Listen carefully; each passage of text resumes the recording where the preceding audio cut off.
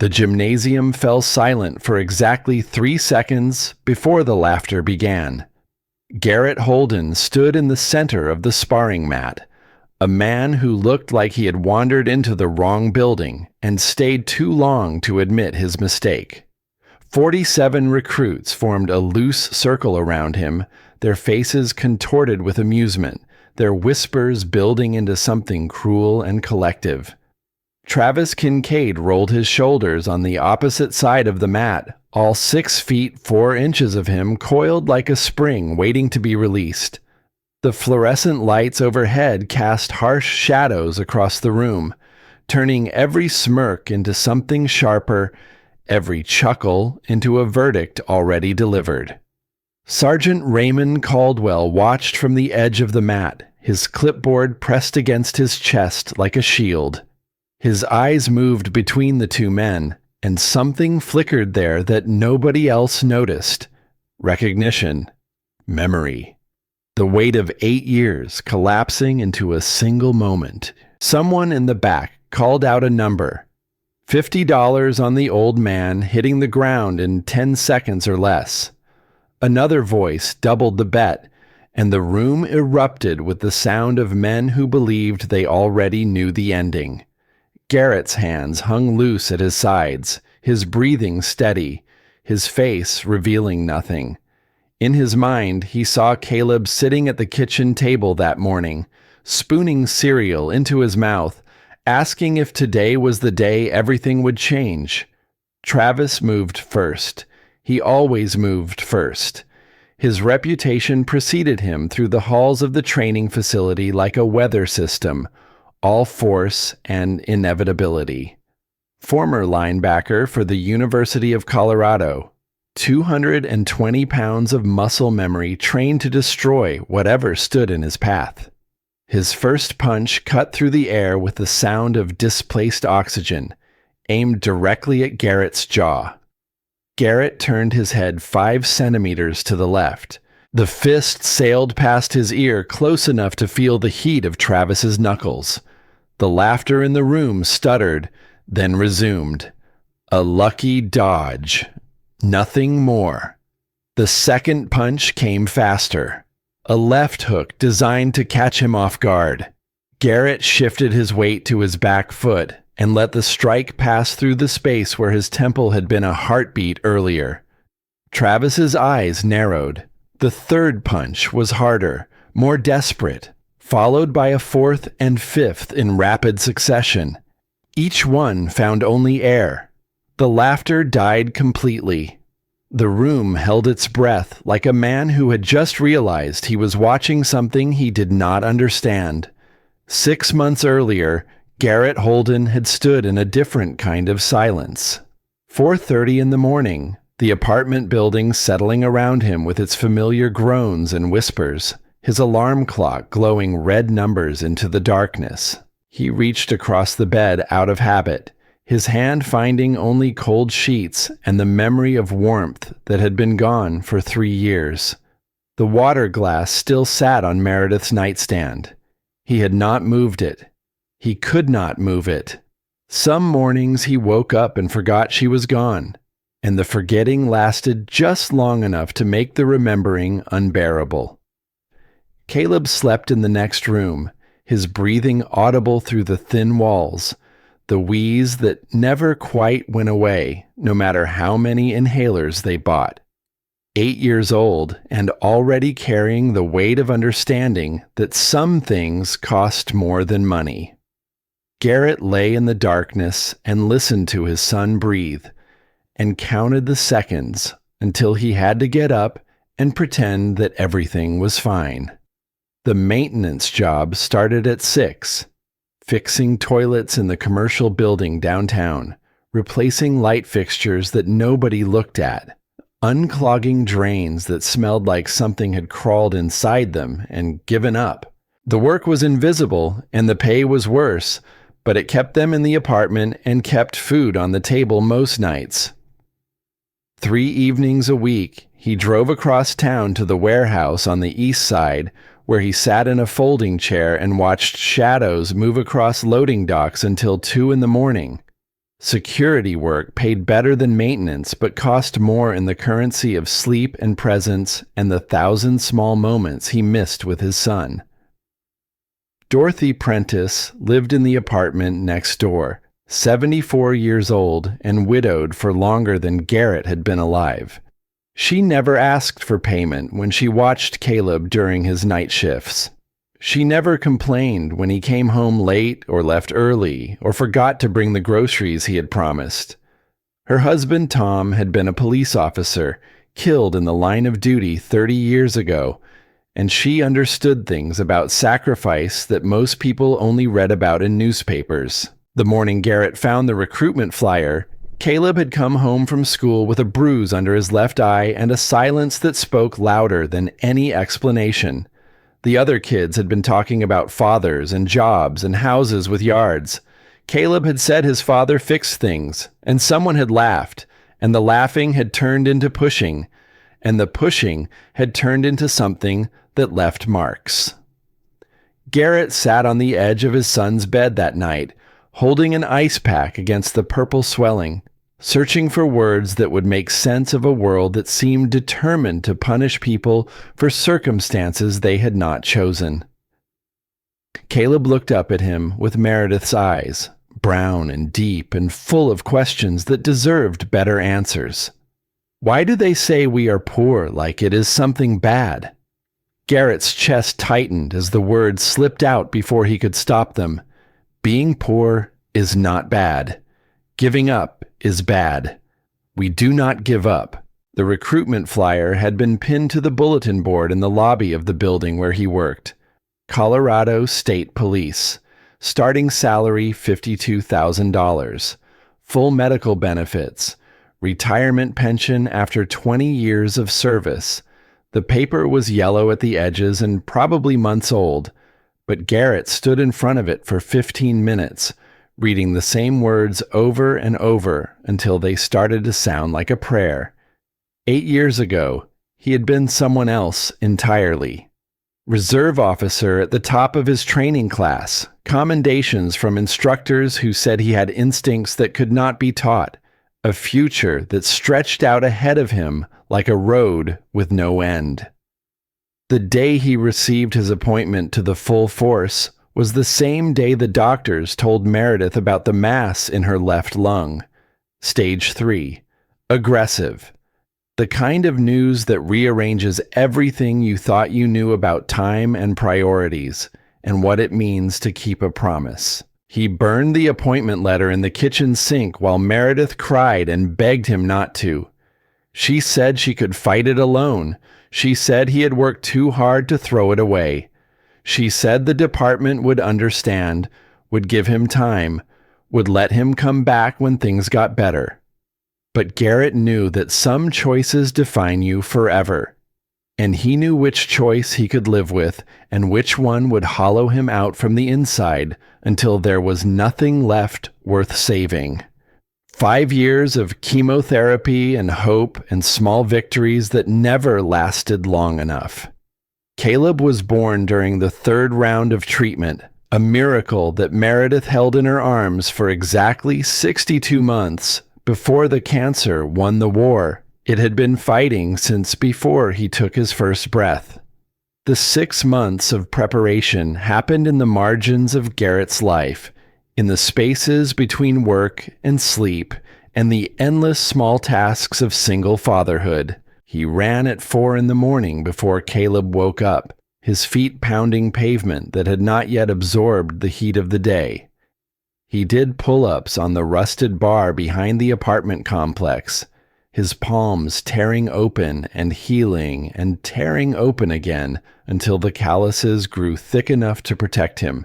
He practiced footwork in the parking lot at midnight, moving through drills he remembered from 8 years ago, his body remembering things his mind had tried to forget. Dorothy knew. She watched him leave before dawn and return with sweat soaking through his shirt, and she said nothing except to offer him coffee and the kind of smile that suggested she understood more than she let on. Her husband Tom had trained the same way, she told him once. running when nobody was watching, preparing for something he believed in, even when the world gave him every reason to stop believing. The morning of the tryouts arrived with the kind of cold that seeps through clothing and settles into bones. Garrett loaded his equipment into the back of the Ford F-150 he had been driving for 11 years, the truck coughing black smoke from an exhaust system that needed work he could not afford. His backpack had a broken zipper held together with duct tape, and his clothes were clean but worn in places that suggested more history than fashion. Caleb stood in the doorway of the apartment, still wearing his pajamas, his inhaler clutched in one hand like a talisman. He asked if this was the day his father had been training for, and Garrett knelt down to look him in the eye and told him yes.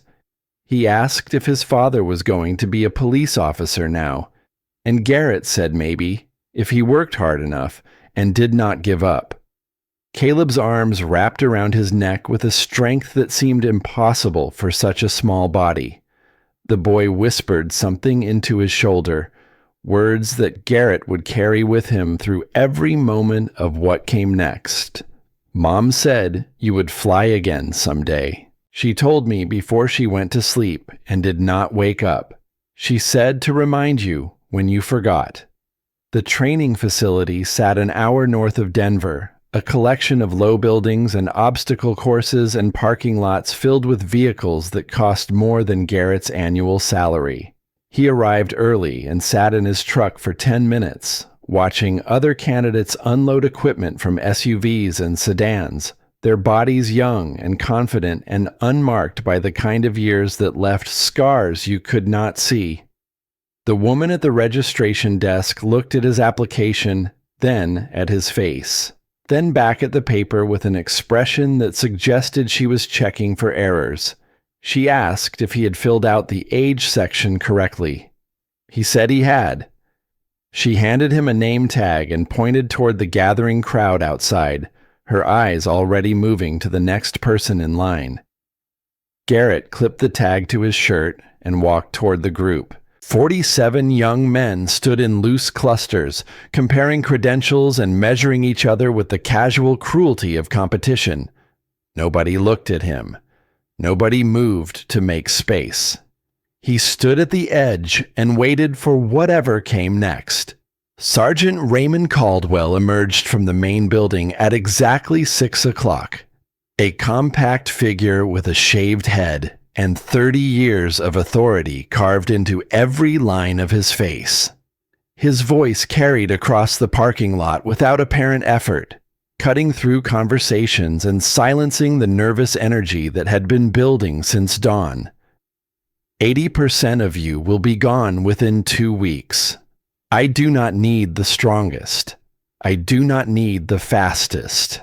I need the ones who do not quit when everything inside them is screaming to stop.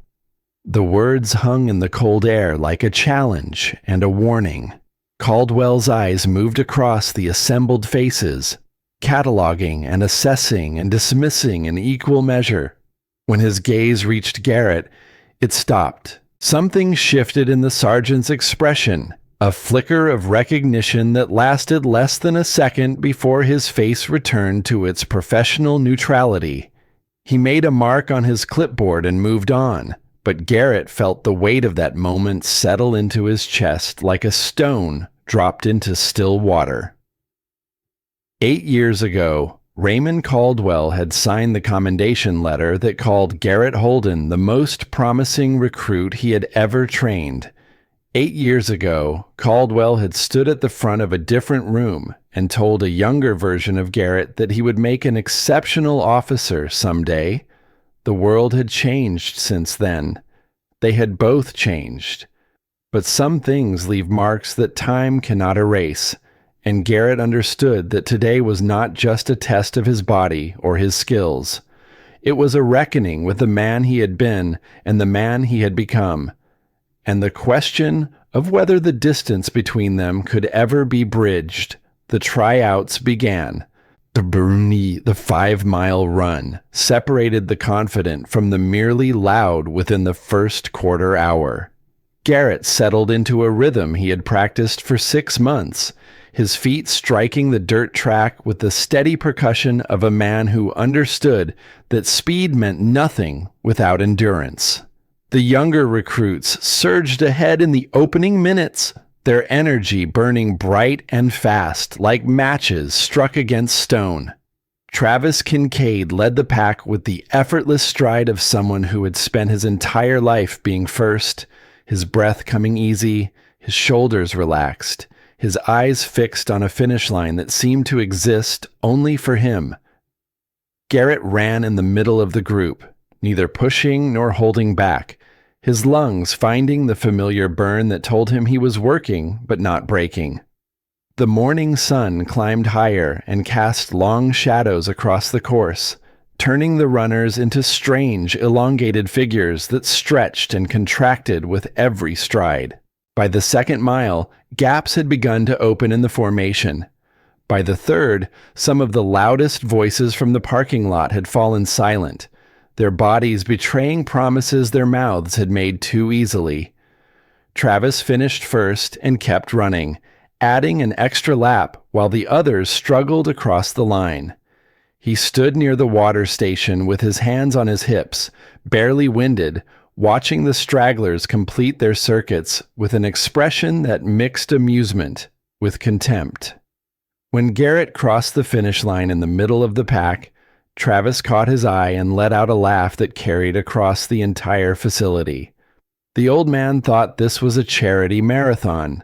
Someone should tell him the senior center is on the other side of town. The recruits around Travis laughed because that was what they were supposed to do, because aligning themselves with strength felt safer than standing alone. Garrett walked past them without acknowledgement, his face revealing nothing, his hands steady as he reached for a water bottle. He had heard worse from people who mattered more. Words from strangers did not touch him the way they once might have. The physical assessments continued through the morning with the relentless efficiency of a machine designed to identify weakness. Push-ups until arms trembled and gave way. Sit-ups until abdominal muscles screamed for mercy.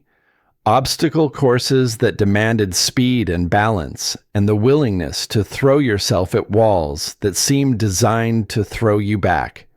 Rope climbs that separated those who had trained from those who had merely hoped. Garrett completed each station with the same methodical consistency. Never first, never last, never flashy. His body remembered movements his mind had tried to forget, muscle memory rising from 8 years of dormancy to guide him through challenges that would have broken him if he had arrived unprepared. The instructors made notes on their clipboards, their faces professionally neutral, their assessments hidden behind walls of procedure and protocol. Lunch arrived with the kind of relief that only exhaustion can provide. The recruits scattered across the facility grounds, forming clusters based on affiliations that had already begun to solidify. Travis Kincaid held court near the main building, surrounded by candidates who had recognized the value of proximity to perceived power.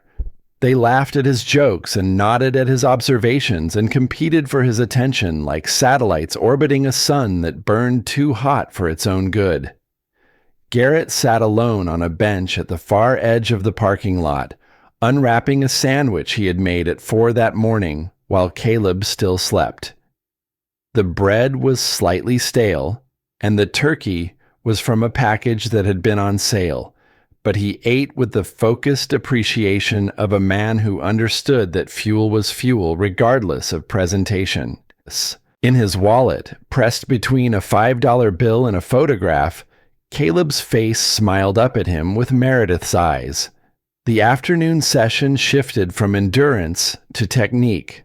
Sergeant Caldwell led the recruits into the main gymnasium, where blue mats covered the floor and mirrors lined the walls, creating the illusion of a room filled with twice as many bodies as actually existed. He demonstrated basic strikes and blocks with the precision of someone who had performed these movements thousands of times. His instructions delivered in clipped sentences that left no room for interpretation or excuse. The recruits paired off for practice drills. Garrett found himself matched with Nolan Briggs, a 24-year-old with nervous energy that manifested in rapid blinking and hands that could not seem to find a comfortable position. Nolan threw punches too early and lost his balance on follow-through, his eagerness outpacing his control by margins that would have been dangerous in any real confrontation. Garrett adjusted his own movements to accommodate, slowing his responses to give Nolan time to learn, correcting stance and positioning with small gestures rather than words. He remembered being young and uncertain, remembered the instructors who had helped him and the ones who had tried to break him, and he chose to be the former, even though the latter would have been easier. The session continued for an hour before Caldwell called the group to center. His eyes swept across the assembled recruits with the patience of a man who had seen everything and expected nothing. Most of them had decent instincts, he said, but instincts without control were worse than useless. In the field, hesitation could get you killed, but so could recklessness. The difference between the two was what separated officers who went home at the end of their shifts from those who did not. Then he turned and looked directly at Garrett. "Holden, step forward." The gymnasium fell silent for exactly 3 seconds before the whispers began. Garrett walked to the center of the mat, his movements unhurried, his face arranged into an expression of neutral attention. Caldwell studied him for a moment that stretched longer than it should have, something unreadable passing behind his eyes. "I need a volunteer to demonstrate controlled sparring.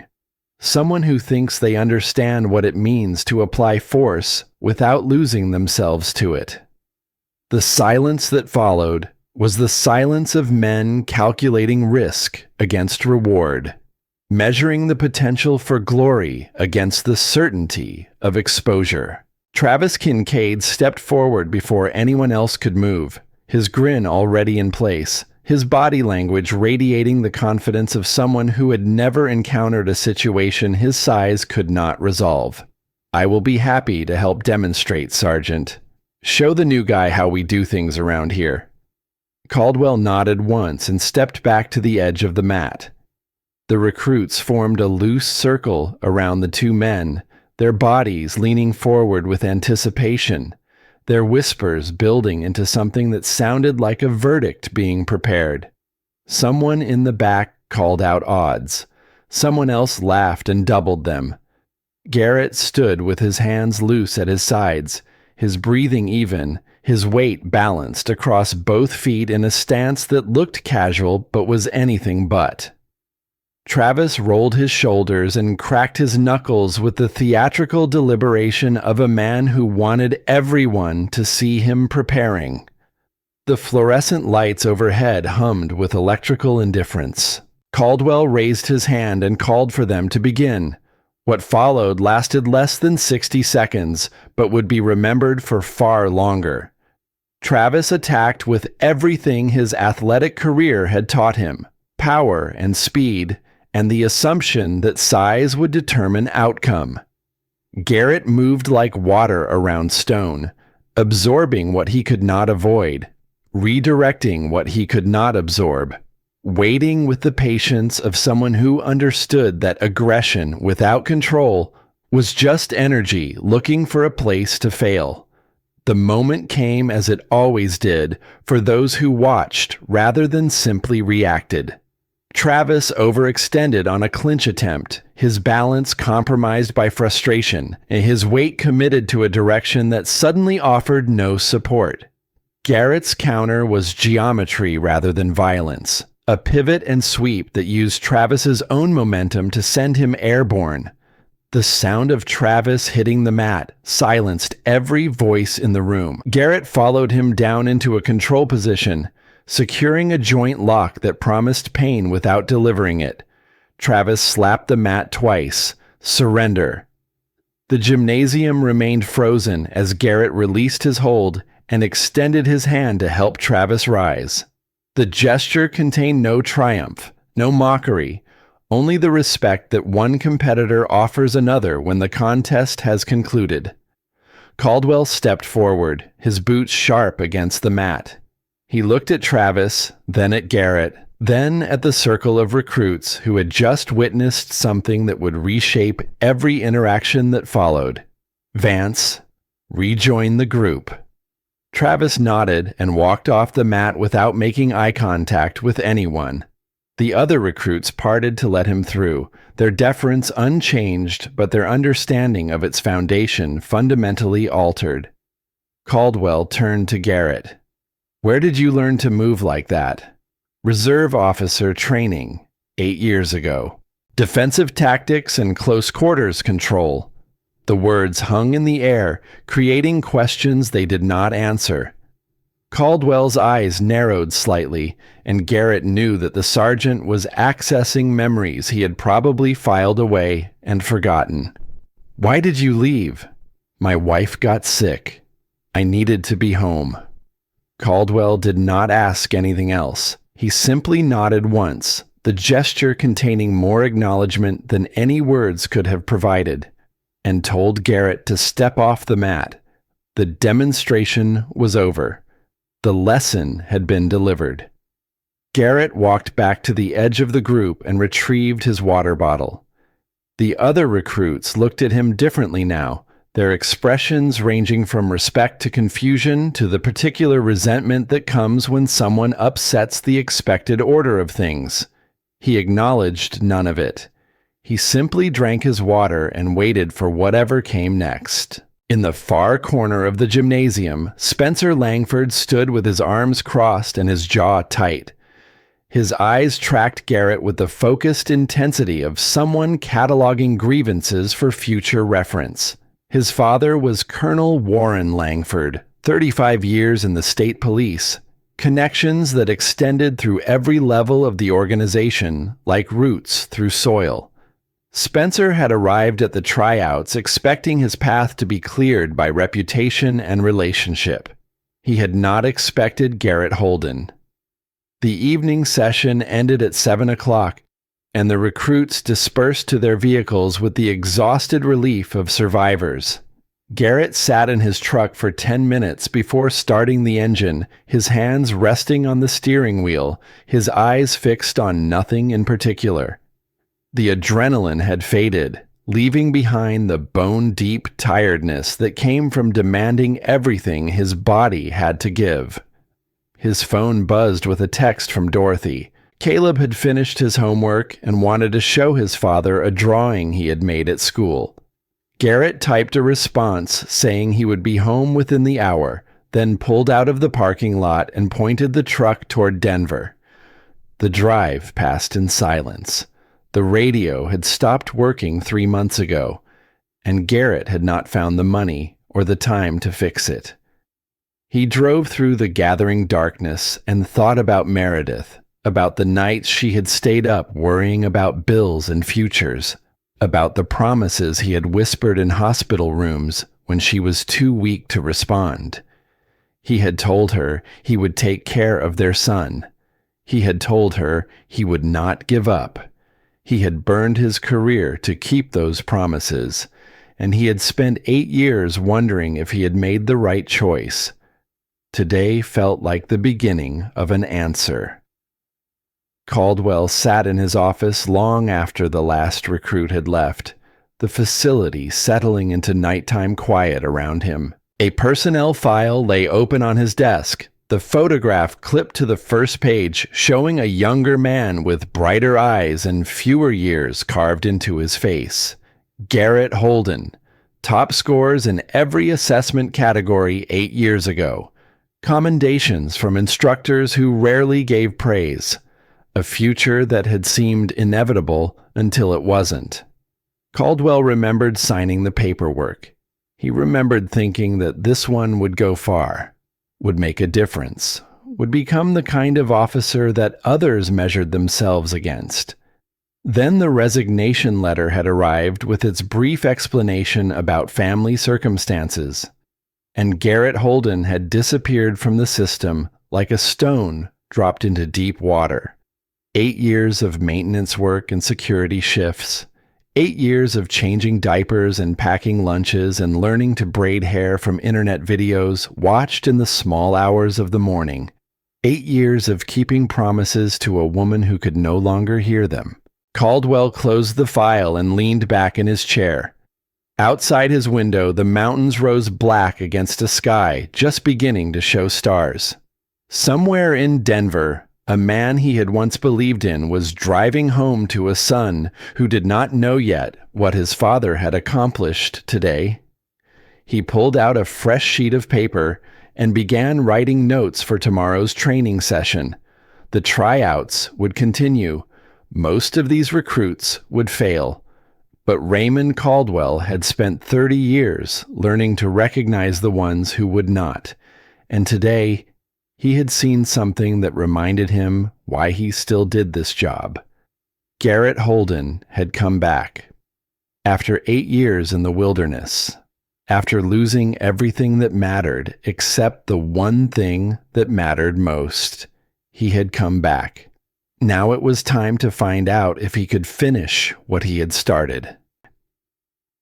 The firing range stretched along the eastern edge of the training facility, a series of concrete lanes separated by barriers designed to contain noise and redirect misfortune. Garrett stood in Lane 7 with a department-issued Glock 17 in his hands, the weight familiar despite the years that had passed since he last held anything more dangerous than a pipe wrench. The targets waited 50 feet downrange, paper silhouettes that would record every decision his fingers made in the next 3 minutes. Around him, the other recruits fired in ragged volleys, their shots echoing off the concrete walls like thunder trapped in a box. Most of them approached the exercise the way they approached everything else, with speed and volume, and the assumption that more was always better. Brass casings ejected and clattered against the floor in metallic rain. Paper targets accumulated holes and patterns that suggested enthusiasm without precision. Garrett raised his weapon and took a breath. He let half of it out and held the rest, his vision narrowing to the relationship between the front sight and the center mass of his target. His father had taught him to shoot on a ranch in Montana when he was 12 years old, standing in fields that stretched to horizons nobody owned, learning that patience was not the absence of action, but the preparation for it. He squeezed the trigger. The recoil traveled up his arms and dissipated across his shoulders. Downrange, a hole appeared in the 10 ring, slightly left of center. He adjusted his grip by millimeters and fired again. Center, again. Center, again. Center. The instructor walked the line behind the shooters, his clipboard marking scores that would determine who advanced and who went home to explain why their dreams had ended in a concrete room that smelled like gunpowder and disappointment. He stopped behind Garrett's lane and watched without comment as 5 more rounds found the same small cluster of holes that had been growing since the exercise began. When the ceasefire was called, Garrett safed his weapon and stepped back from the line. The instructor retrieved his target and held it up to the light, examining the pattern with the professional interest of someone who had seen thousands of similar sheets and remembered only the exceptional ones. Holden. Where did you learn to shoot like this? My father taught me when I was 12. He was a hunter in Montana, said a man who could not hit what he aimed at had no business holding a rifle. The instructor nodded and made a mark on his clipboard that Garrett could not see. The target went into a folder with his name on it, joining the accumulating evidence that he belonged here despite every assumption his appearance invited. 3 lanes down, Travis Kincaid examined his own target with an expression that mixed satisfaction with something harder to name. His grouping was respectable, most shots within the 8 ring, a few strays suggesting moments when confidence had outpaced control. He caught Garrett looking and held up the paper with a grin that contained more challenge than congratulation. Not bad for an old man. Maybe they will let you guard a school crossing when this is over. Garrett said nothing. He had learned years ago that silence was often the most effective response to people who needed reactions the way some people needed oxygen.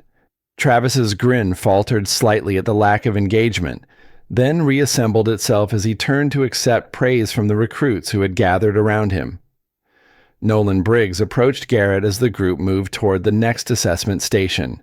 The younger man's target showed a pattern that spoke of nerves and inconsistency, holes scattered across the silhouette like buckshot rather than aimed fire. His face carried the particular anxiety of someone who knew they were performing below expectations but could not identify exactly what they were doing wrong. I keep pulling to the right. Every time I think I have corrected it, the next shot goes even further off. Garrett took the target and examined it with the same attention the instructor had given his own. The pattern told a story if you knew how to read it. Each hole a sentence in a paragraph about anticipation and tension and the small betrayals that happen between intention and execution. You are fighting the recoil before it happens. Your body knows the gun is going to kick, so it tries to compensate before you pull the trigger. That pushes everything right. How do I stop? You do not stop. You accept. The recoil is going to happen whether you fight it or not. Let it happen. Focus on the trigger pull and let everything else take care of itself. Nolan nodded with a desperate gratitude of someone who had just been thrown a rope in deep water. He folded his target and tucked it into his bag like evidence he would study later, when there was time to transform understanding into improvement. The driving course occupied the western portion of the facility, a maze of cones and barriers and simulated obstacles designed to test reflexes and judgment under pressure. The recruits rotated through in pairs, one driving while the other observed, their performances recorded by instructors who sat in the back seats with clipboards and expressions that revealed nothing. Garrett drew Nolan as his partner for the exercise. The younger man slid behind the wheel of the patrol car with visible nervousness, his hands gripping the steering wheel hard enough to whiten his knuckles. The instructor in the back seat announced the scenario in a flat voice that suggested he had delivered these same words hundreds of times before. Pursuit situation. Suspect vehicle has fled a traffic stop and is heading north on a residential street. Engage pursuit protocols while maintaining safety for civilians and yourself. Nolan pressed the accelerator and the car lurched forward with more enthusiasm than control. The first turn came too fast, and he overcorrected, sending the vehicle into a shallow skid that scattered cones across the pavement. His breathing became audible, rapid and shallow, the soundtrack of someone whose confidence was evaporating in real time.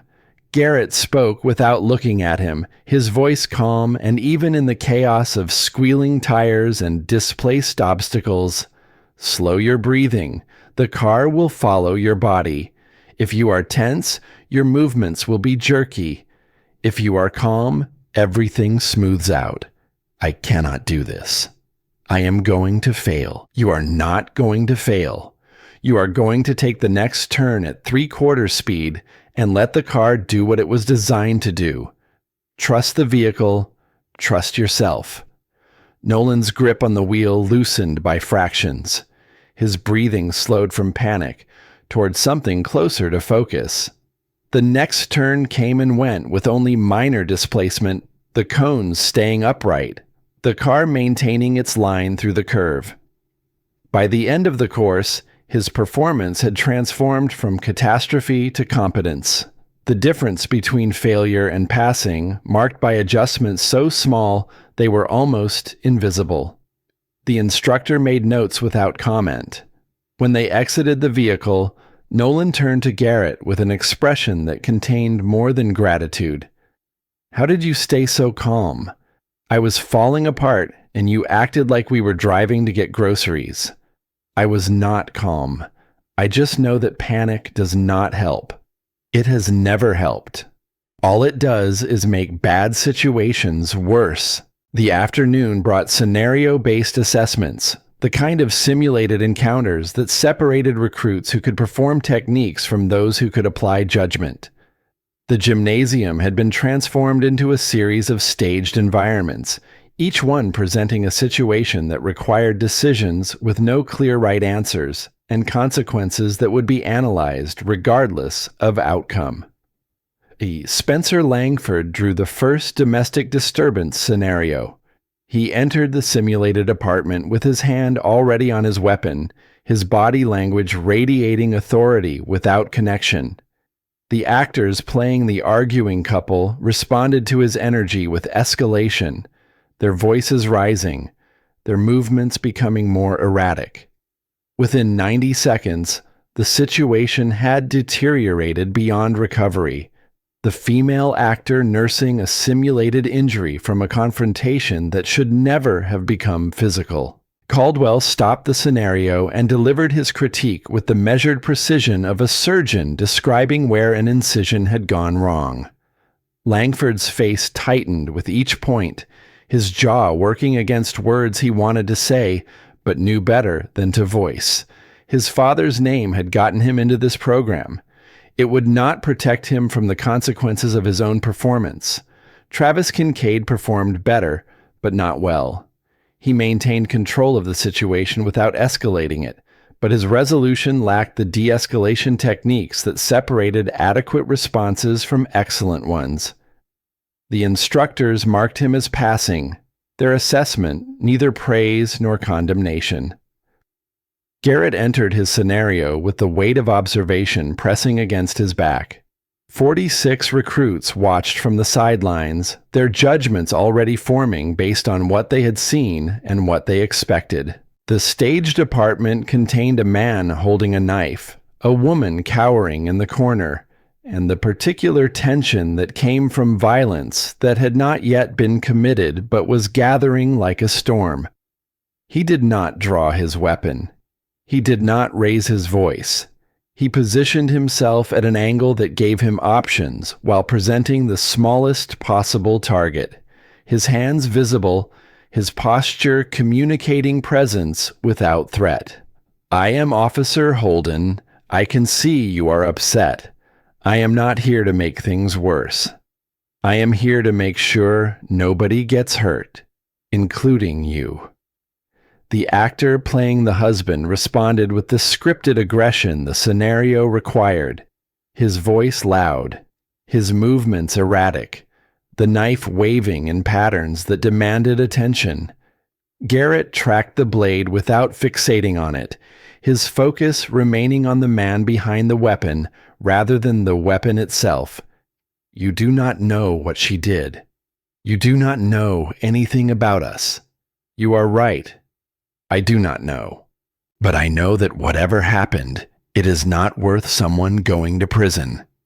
It is not worth someone going to the hospital. And it is not worth your kids growing up without their father." The actor hesitated. The scenario had not included children, but Garrett had noticed the toys scattered near the doorway, the small shoes lined up by the entrance, the evidence of lives that would be shaped by whatever happened in the next few minutes. 3 minutes of conversation followed, Garrett's voice never rising above the volume of calm reason, his body never moving in ways that could be interpreted as threat or challenge. When the actor finally lowered the knife and allowed himself to be guided away from his wife, the silence in the gymnasium had the quality of held breath finally released. Caldwell called the scenario complete and made notes that took longer than any of his previous assessments. The other recruits looked at Garrett with expressions that had shifted again, the recalibration of expectations becoming a continuous process rather than a single event. Spencer Langford watched from the corner of the room with his phone pressed against his ear, his voice too low to be heard across the distance, but his body language speaking clearly enough. He was reporting. He was complaining. He was seeking intervention from sources outside the training facility. His father answered on the third ring. The evening meal was served in the facility cafeteria, a functional space designed for efficiency rather than comfort. Garrett sat alone at a table near the windows, eating food that was adequate without being memorable, his attention divided between the plate in front of him and the conversations happening around him. Travis Kincaid approached with a tray balanced in one hand, and an expression that suggested internal conflict. He stood at the edge of Garrett's table for a moment, neither sitting nor leaving, his presence creating a question that his mouth had not yet formed. That scenario today, the one with the knife. How did you know to mention kids? Garrett looked up from his meal. He did not invite Travis to sit, but he did not send him away either. The space between them contained the residue of their confrontation on the mat, transformed but not erased. I did not know. I noticed. There were signs of children in the apartment, small details that most people would overlook because they were focused on the weapon. But the weapon is never the whole story. The person holding it is the story. Understanding them is how you resolve situations without violence. Travis processed this information with the particular concentration of someone whose worldview was being challenged by evidence he could not dismiss. He had spent his entire athletic career learning to dominate opponents through superior force.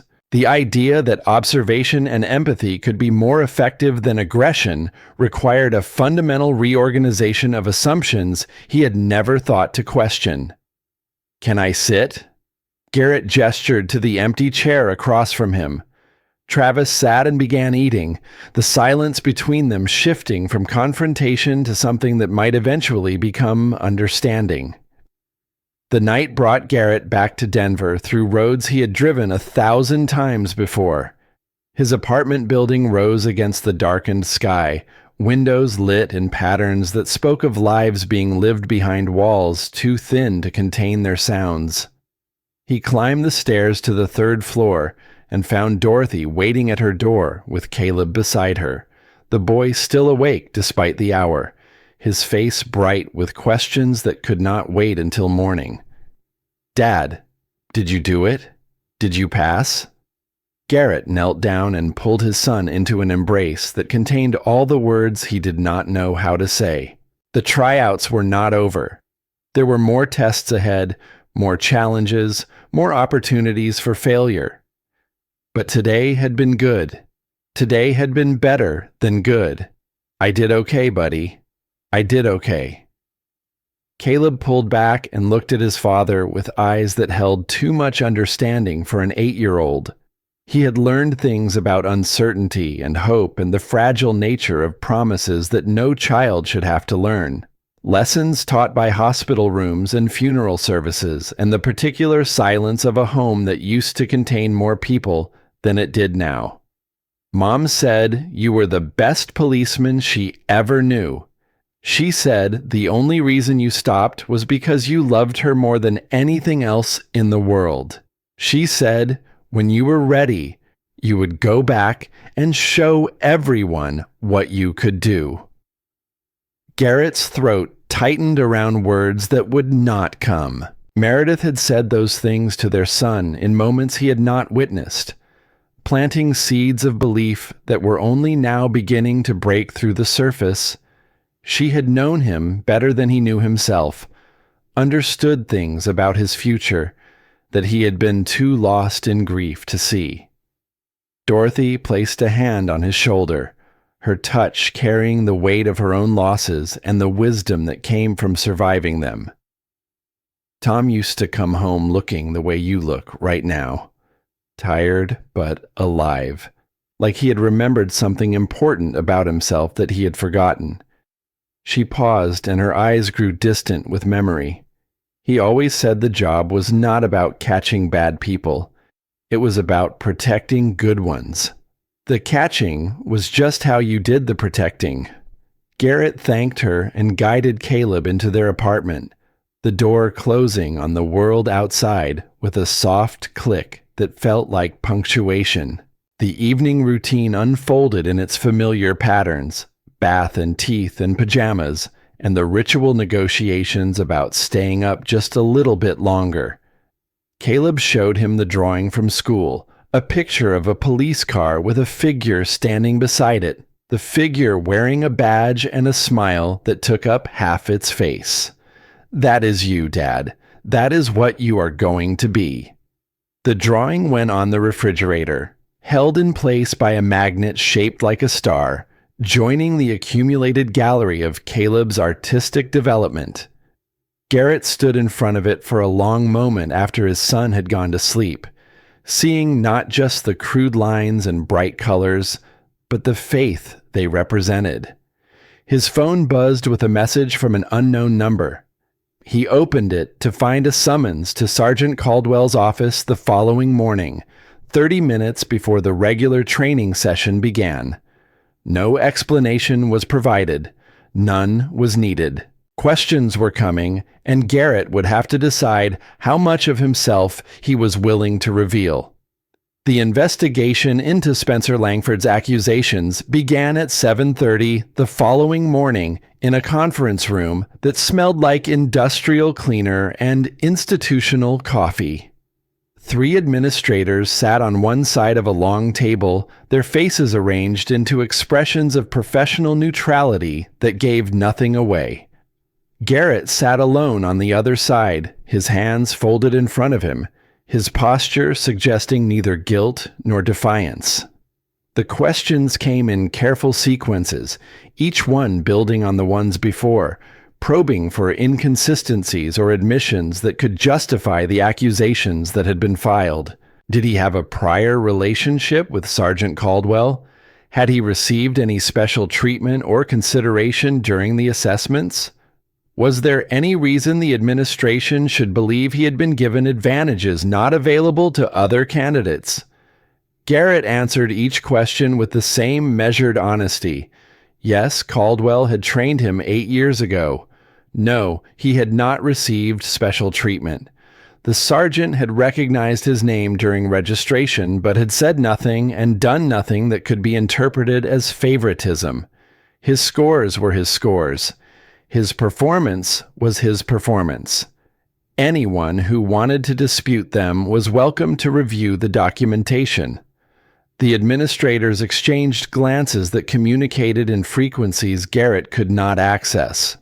They asked him to wait outside while they deliberated, and he spent 20 minutes in a hallway that seemed designed to maximize discomfort for people awaiting judgment. When they called him back in, their verdict was delivered without ceremony or elaboration. The investigation had found no evidence supporting the accusations. He was cleared to continue his participation in the training program. The matter was closed. Garrett thanked them and walked out of the conference room to find Caldwell waiting in the corridor. The sergeant fell into step beside him as they moved toward the gymnasium, his voice low enough to avoid being overheard. Langford Sr. called the administration this morning, wanted them to find a reason to remove you from the program. He mentioned several possibilities, none of them based on anything real. Why are you telling me this? Because you need to know what you are up against. Spencer is not going to stop. His father is not going to stop. They see you as a threat to something they believe they are owed, and people like that do not accept defeat gracefully. Garrett processed this information without breaking stride, He had encountered people like the Langfords before, people whose sense of entitlement made them dangerous in ways that honest opponents could never match. They did not play by rules because they did not believe rules applied to them. What do? You do what you have been doing. You perform. You excel. You give them nothing they can use against you. And you watch your back because I cannot protect you from everything. They reached the gymnasium doors and paused. Through the windows, Garrett could see the other recruits assembling for the morning session, their bodies fresh and their minds focused on challenges they understood. They did not know about the investigation. They did not know about the phone calls and the accusations and the machinery that was grinding away behind the scenes. Caldwell placed a hand on Garrett's shoulder, the gesture brief but weighted with meaning. I signed your commendation 8 years ago because I believed you would make an exceptional officer. I still believe that. But belief is not enough. You have to prove it every day until there is nothing left for anyone to question. Can you do that? I do not have a choice. My son is depending on me. Caldwell nodded once and released his grip. Then show them what I already know. Show them who Garrett Holden really is. The training session began with physical conditioning that pushed bodies toward their limits and minds toward surrender. Garrett ran and climbed and crawled through obstacles that seemed designed by someone who understood exactly how much the human body could endure before it began to fail. Around him, recruits dropped out in ones and twos, their faces masks of exhaustion and disappointment, their dreams evaporating in puddles of sweat on gymnasium floors. He thought about Caleb with every step. He thought about Meredith with every breath. He thought about the promises he had made and the years he had spent keeping them, and the possibility that all of it might finally lead somewhere worth going. The afternoon brought the second round of scenario assessments, more complex than the first, requiring decisions that had no clear right answers. Garrett navigated each one with the same combination of calm and competence that had defined his performance from the beginning.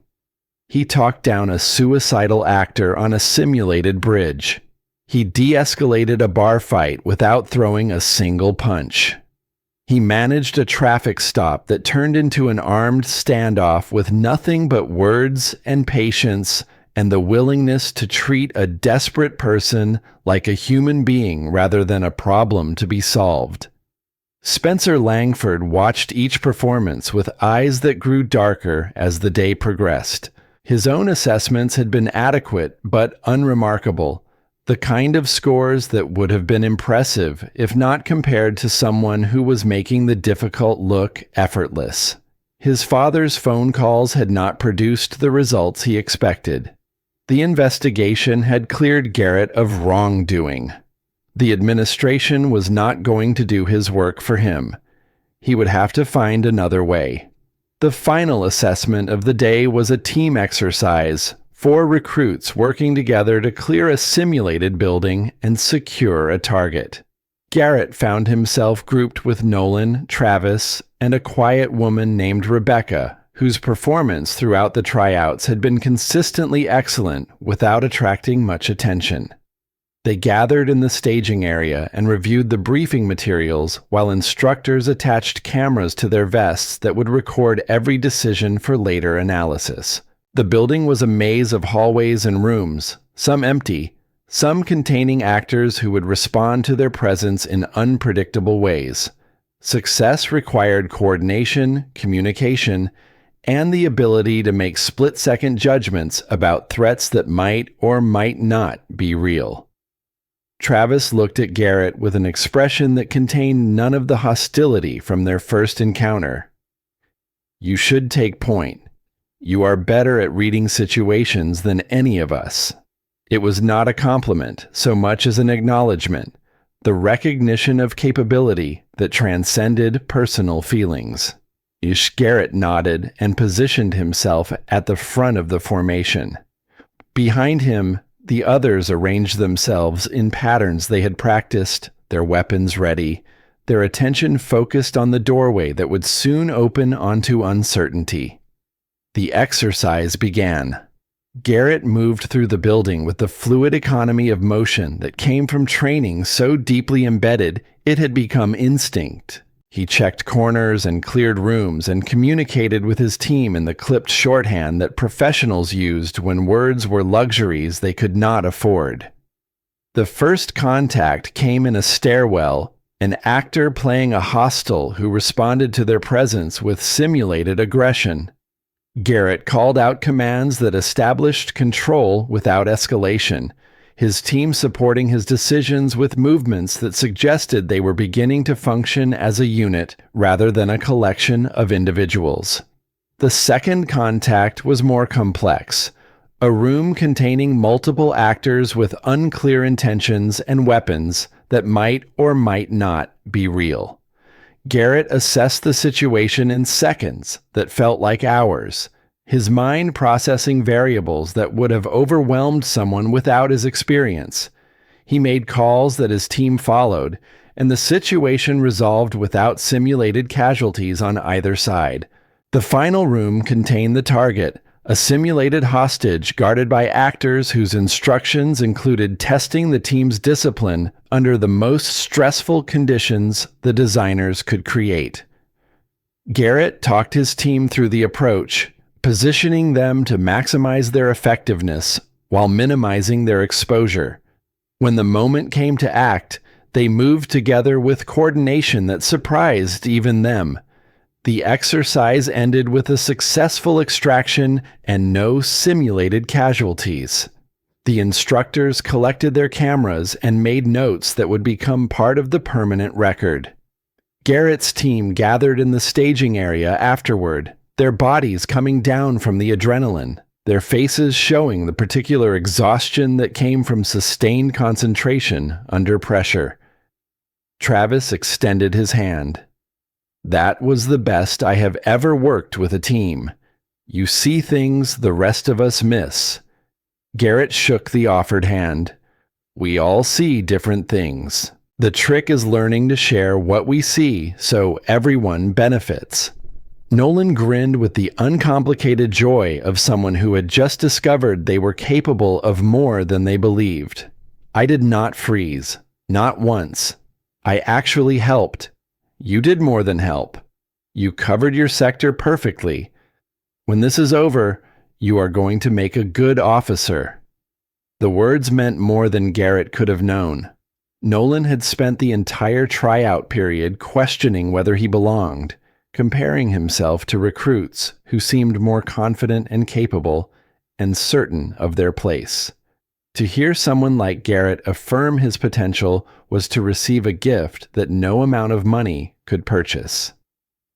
Rebecca spoke for the first time since the exercise began, her voice quiet but carrying. "My father was a cop for 30 years. He always said the best partners were the ones who made everyone around them better." She looked at Garrett with an assessment that went deeper than professional evaluation. "He would have liked working with you." The evening brought Garrett back to Denver through traffic that crawled and stopped and crawled again, giving him time to think about everything that had happened and everything that was still to come. The tryouts were not over. More assessments waited. More opportunities for the Langfords to find ways to undermine him. But something had shifted. He was no longer alone in the training program, no longer the outsider that everyone expected to fail. He had allies now, people who had seen what he could do and chosen to stand with him rather than against him. It was not much, but it was more than he had started with. His phone rang as he pulled into the apartment parking lot. Dorothy's number appeared on the screen, and he answered with the casual greeting of someone who expected routine information about dinner or homework or the small logistics of shared childcare. Her voice was not routine. "Garrett, you need to come up right away. Caleb is asking for you, and there is something you need to see." He took the stairs 2 at a time, his heart rate climbing with each step, his mind cycling through possibilities that ranged from minor concerns to major catastrophes. The door to his apartment was open, light spilling into the hallway, and Dorothy stood just inside with an expression that mixed concern with something harder to identify. Caleb sat on the couch with his school backpack beside him and a piece of paper clutched in his hands. His face was pale, his breathing slightly labored in the way that suggested his asthma was responding to emotional stress. When he saw his father, he held out the paper without speaking. It was a note from the school nurse. Caleb had experienced respiratory distress during afternoon recess and required intervention with his emergency inhaler. The nurse recommended a follow-up appointment with his pulmonologist and noted that his current medication might need adjustment. Garrett knelt in front of his son and took his hands, feeling the slight tremor that ran through the small fingers. "Hey, buddy, are you okay? Tell me what happened. I was playing soccer and I could not breathe. It felt like someone was sitting on my chest. The nurse gave me my inhaler, but it took a long time to work. She said my lungs are getting worse." The words hit Garrett with the force of physical blows. He had known that Caleb's asthma was serious. He had known that the medications were expensive and the insurance non-existent, and the margin between management and crisis thin enough to see through. But knowing something intellectually was different from watching his son struggle to describe the sensation of suffocation. "We are going to figure this out, I promise. We are going to get you better medicine and better doctors and everything you need. I promise." Caleb looked at him with eyes that contained too much understanding for an 8-year-old. "Dad, the tryouts are almost over. You cannot worry about me right now. You have to finish what you started." Garrett pulled his son into an embrace that contained all the fear and love and determination that words could not express. His mind was already racing through calculations, weighing the cost of additional medical appointments against the dwindling balance in his checking account, measuring the time required for follow-up care against the demands of the training schedule. He thought about the insurance that would come with becoming an officer. He thought about the salary that would cover medications without requiring choices between necessities. He thought about the future he was fighting for and the present that was threatening to collapse before he could reach it. When he finally released Caleb and looked up, Dorothy was watching him with the particular compassion of someone who had walked similar paths. "I can watch him tomorrow while you are at training, and the next day, and every day until this is over. You do what you need to do. We will take care of him together." Garrett nodded because speaking would have required composure he did not possess. He guided Caleb through the evening routine with extra attention to every detail, monitoring his breathing, checking his inhaler, making sure the emergency numbers were posted where Dorothy could find them easily. When his son finally fell asleep, Garrett sat in the kitchen with his phone in his hand, looking at the contact information for the pulmonologist whose voicemail had been full every time he called this month. The appointment would cost money he did not have. The medications would cost more. The choice between his son's health and his own ambitions was not really a choice at all. But if he quit now, there would be no insurance, no salary, no future that looked different from the past. The only way out was through, and the only way through was to keep going until there was nothing left to give. He typed a message to Caldwell explaining that he might need to leave early one day this week for a medical appointment.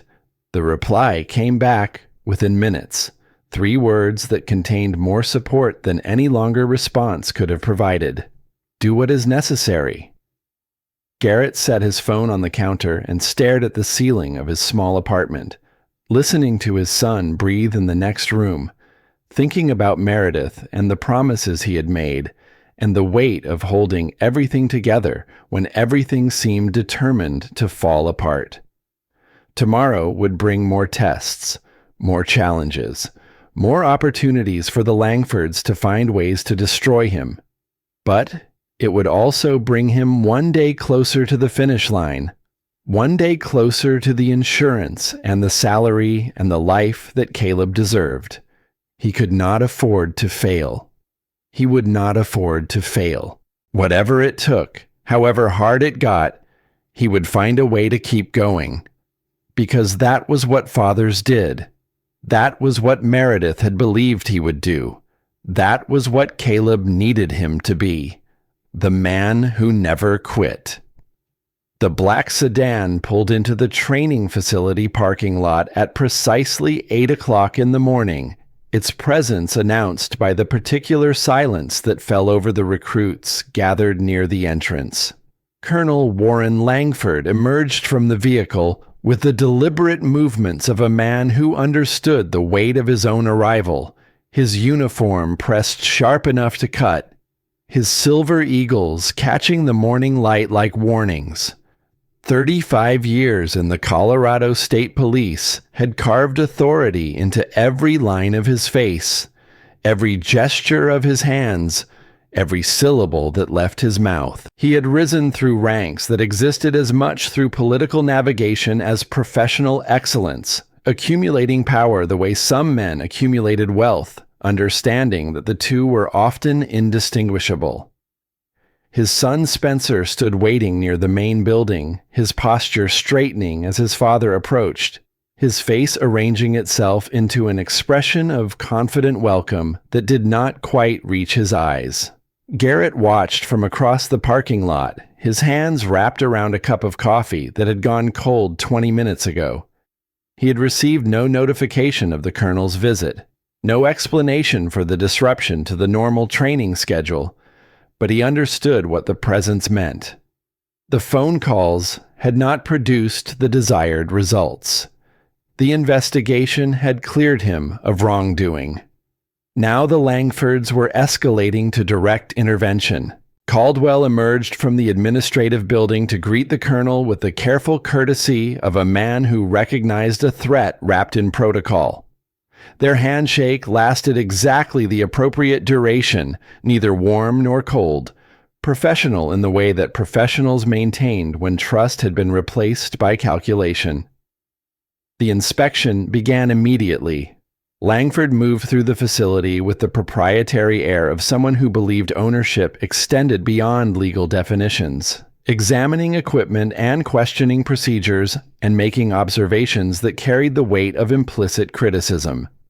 The instructors responded with the defensive competence of people who knew their work was sound, but understood that soundness was not always sufficient protection. Garrett continued his morning routine as though nothing unusual was happening. He stretched and warmed up and prepared his body for whatever challenges the day would bring, his attention split between the physical demands of preparation and the political machinery grinding away in his peripheral vision. The other recruits sensed the tension without understanding its source, their conversations muted, their movements careful, the entire facility holding its breath. The colonel found him during the mid-morning break, approaching with the measured stride of a predator who preferred his prey to see him coming. Spencer flanked his father like a shadow seeking validation, his face struggling to maintain the neutral expression his father's presence seemed to demand. "You must be Holden. I have heard a great deal about you." Garrett met the colonel's gaze without flinching. The eyes that looked back at him were the color of winter ice, calculating and cold, and utterly unimpressed by anything they surveyed. "Colonel Langford, I was not aware you would be visiting today." Inspections are more effective when they are unexpected. It prevents people from hiding their inadequacies behind preparation.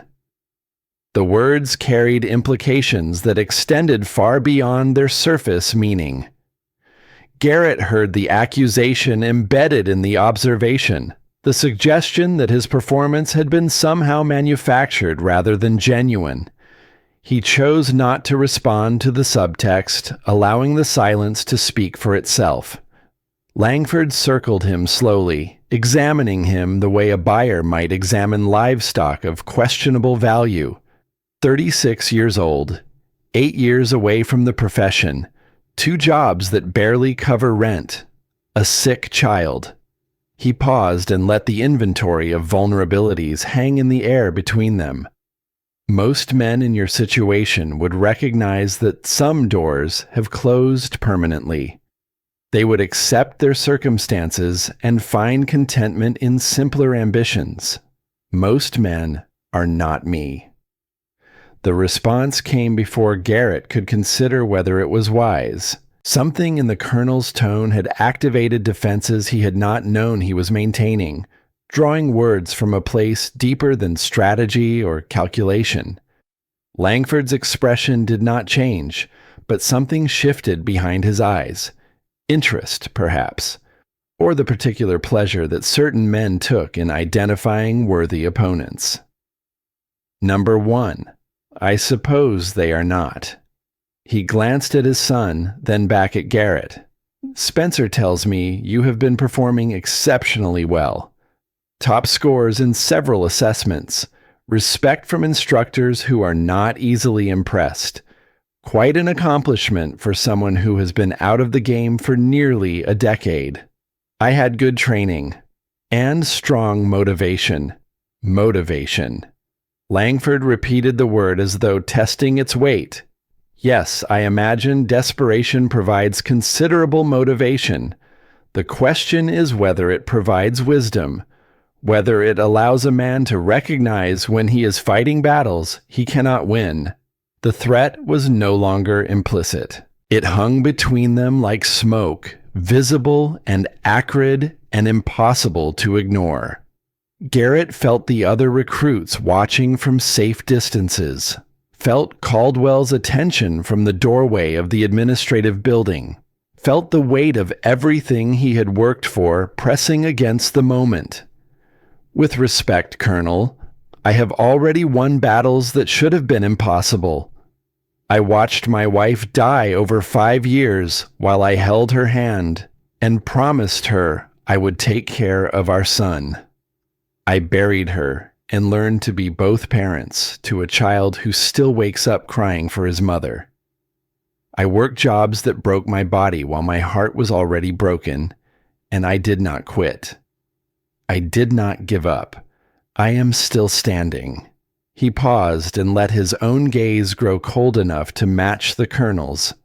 So, when you talk about battles I cannot win, you should know that I have already survived worse than anything you can do to me. The silence that followed stretched long enough to become uncomfortable. Spencer shifted his weight from foot to foot, his confidence visibly eroding. Langford's face remained immobile, but something in his posture suggested recalculation, the recognition that this particular opponent would not be intimidated into surrender. We will see, Holden. We will see. He turned and walked away without further comment, Spencer trailing behind like a kite whose string had grown slack. Garrett watched them go and felt the tremor in his hands that he had been suppressing throughout the entire confrontation. He had just made an enemy of one of the most powerful men in the state police hierarchy. He had just drawn a line that could not be undrawn, but he had also told the truth. And the truth, whatever else it might cost, was the only foundation strong enough to build anything worth having. The call came at 3 o'clock in the morning, dragging Garrett from a sleep that had been shallow and troubled. Dorothy's voice on the other end of the line carried the particular frequency of controlled panic, words tumbling over each other in their urgency to convey catastrophe. Caleb had woken unable to breathe. The emergency inhaler had not worked. She had called 911 and the ambulance was on its way, and Garrett needed to come now, right now, as fast as he could possibly move. He drove through empty streets with his hazard lights flashing and his heart pounding against his ribs like something trying to escape. The hospital rose against the pre-dawn darkness, its windows glowing with the artificial light of ongoing crisis. He abandoned his truck in a loading zone and ran through automatic doors that could not open fast enough. The emergency room was a maze of curtains and machines and people moving with the urgent efficiency of those who dealt with life and death as daily routine. A nurse intercepted him before he could find his own way, guiding him through corridors that smelled like antiseptic and fear to a room where his son lay small and pale against white sheets. Caleb's face was obscured by an oxygen mask, his chest rising and falling with the mechanical assistance of equipment Garrett did not recognize. His eyes were closed, his hands limp against the mattress, his presence in the world suddenly fragile in ways that no parent should ever have to witness. Dorothy stood in the corner, her face wet with tears she had not bothered to wipe away. She reached for Garrett as he entered, her hand finding his arm and gripping with strength that belied her age. He was sleeping, and then he was not, and then he could not breathe. I did everything the doctors told us to do. I gave him the inhaler. I kept him calm. But it was not enough. Nothing was enough. Garrett moved to his son's bedside and took the small hand that lay motionless on the sheets. The skin was cool, the fingers slack, the connection between them maintained only by touch and the desperate force of paternal will. A doctor appeared in the doorway, her coat marked with the credentials of someone who specialized in cases like this. Her face carried the professional compassion of someone who delivered difficult news often enough to have developed techniques for softening its impact without diminishing its truth. Mr. Holden, your son experienced a severe asthmatic episode. We have stabilized him, but his condition is more serious than his current medication regimen can manage. He needs to stay here for observation, minimum 3 to 5 days. And when he is discharged, he will need new medications, stronger ones, and more frequent monitoring. Garrett heard the words and processed their implications with the part of his mind that remained capable of function. 3 to 5 days in the hospital, new medications, more frequent monitoring. Each item carried a price tag that his checking account could not cover, a demand that his circumstances could not meet. How much? The doctor hesitated, and in that hesitation, Garrett read everything he needed to know about the gap between what his son needed and what the world was prepared to provide. Without insurance, the hospital stay alone will be approximately $8,000. The new medications run about $400 per month. The monitoring appointments are $200 each, recommended every 2 weeks initially. The numbers fell like stones into water, sinking into depths that had no bottom. Garrett did the math in his head and arrived at a total that exceeded his savings, his available credit, and his immediate earning potential combined. He was staring at a wall built from digits and dollar signs, a barrier between his son and survival that no amount of determination could simply push through. We will figure it out. We have to figure it out. The doctor nodded with the sympathy of someone who had heard similar declarations before and knew how often they translated into compromises that children paid for with their health. She left instructions with the nursing staff and departed, her presence replaced by the steady beep of monitors and the mechanical whisper of oxygen being delivered to lungs that could not manage on their own. Garrett sat beside his son's bed as the sky outside began to lighten, watching the small chest rise and fall, counting breaths the way he had once counted them in the weeks after Meredith's death, when the rhythm of his son's sleeping had been the only proof he needed that something remained worth living for. His phone buzzed with a message from Caldwell. The training schedule for the day appeared on the screen, a reminder of obligations that existed in a world that suddenly seemed very far away. He typed a response explaining the situation, his fingers moving slowly, each word carrying weight he had not expected to feel. The reply came within minutes. "Do what you need to do. Keep me informed." Garrett set the phone aside and returned his attention to his son. The tryouts would continue without him. Other recruits would complete assessments and accumulate scores and move closer to the finish line while he sat in a hospital room watching monitors and waiting for news. 72 hours. That was the limit. Any longer, and he would be automatically disqualified, his months of preparation erased, his chance at the life he had been fighting for dissolved into nothing. He had 72 hours to stabilize his son and return to the facility and complete the remaining assessments and somehow find the money to pay for everything that stood between Caleb and recovery.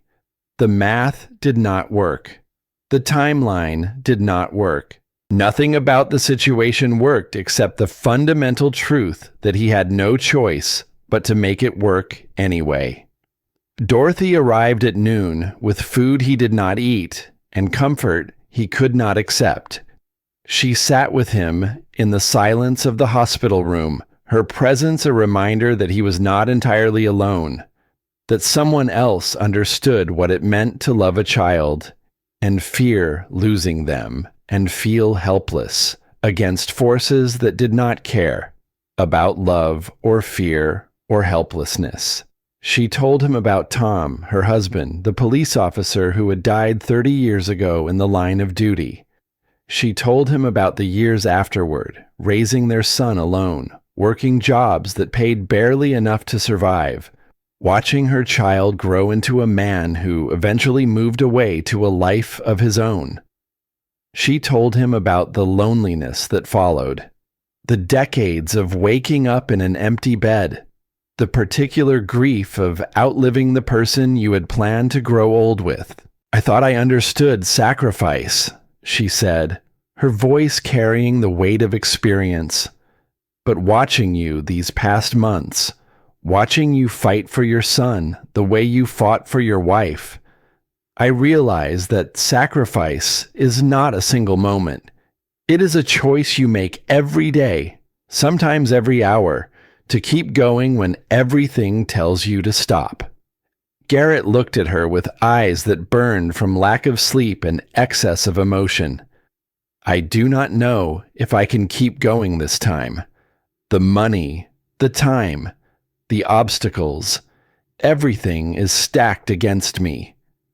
Dorothy reached into her purse and withdrew an envelope that was thick with the bulk of paper currency. She placed it in his hands without ceremony, her expression brooking no argument. $12,000. Everything I have saved over the past 15 years. It was supposed to be for my funeral, but I have decided I would rather spend it on something that matters while I am still alive to see it make a difference. Garrett stared at the envelope, his mind struggling to process the magnitude of the gift. "I cannot accept this. This is everything you have. It is mine to give. And I am giving it to you. For Caleb. For the boy who made me feel like a grandmother again after 30 years of being alone. For the man who reminded me what courage looks like when it is not wearing a uniform." Her hand closed over his, pressing the envelope more firmly into his grip. "My husband, Tom, he believed in the work you were trying to do. He gave his life for it. If he were here, he would tell you that some debts cannot be repaid with money, They can only be repaid by becoming the person that others believed you could be. So take this, use it. And when you are wearing that badge and protecting people who cannot protect themselves, know that Tom and I are both proud of you. Garrett's vision blurred with tears he did not try to hide. He held the envelope and felt the weight of trust it represented, the accumulation of years and sacrifice and belief that had been placed in his hands. Thank you. He forced the words past the constriction in his throat. I do not know how to thank you. You thank me by finishing what you started. You thank me by not giving up. You thank me by being the father that Caleb needs and the man that Meredith believed you could be. He nodded because speaking had become impossible. He held the envelope and looked at his son and felt something shift in his chest, a realignment of determination around a core that had never wavered even when everything else seemed to be collapsing. The afternoon passed in the rhythm of medical routines and small improvements. Caleb's breathing stabilized enough to reduce the oxygen support. His eyes opened and found his father's face and smiled with the resilience that only children seemed capable of maintaining in the face of their own fragility. Dad, you are still here.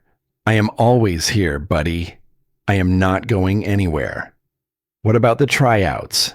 You have to finish. You have to become a police officer. Garrett brushed hair from his son's forehead, feeling the warmth of skin that had been too cool just hours before. The tryouts can wait. You are more important than any job. Caleb's hand found his and gripped with surprising strength. Mom told me once that you were the bravest person she ever knew. She said you gave up everything for her, and you would give up everything for me too. But she also said that sometimes the bravest thing is not giving up. Sometimes the bravest thing is finishing what you started, even when it is hard. The words carried the echo of Meredith's voice, her wisdom transmitted through a child who had absorbed more of her than either of them realized. Garrett felt her presence in the room like a warmth that had nothing to do with temperature. A reminder that some people never really leave, even when they are no longer there to be held. I will finish, I promise. But first, I need to make sure you are okay. I am okay, Dad. I have the medicine and the doctors and Dorothy. You have to go back. You have to show them who you really are. The evening brought news that Caleb would be discharged the following morning. His condition improved enough to continue recovery at home with new medications and careful monitoring. The cost had been covered by Dorothy's gift, with enough remaining for the first 3 months of the enhanced treatment regimen. Garrett left the hospital as the sun was setting, his steps carrying him toward decisions that could not be postponed any longer. He had been absent for 47 hours.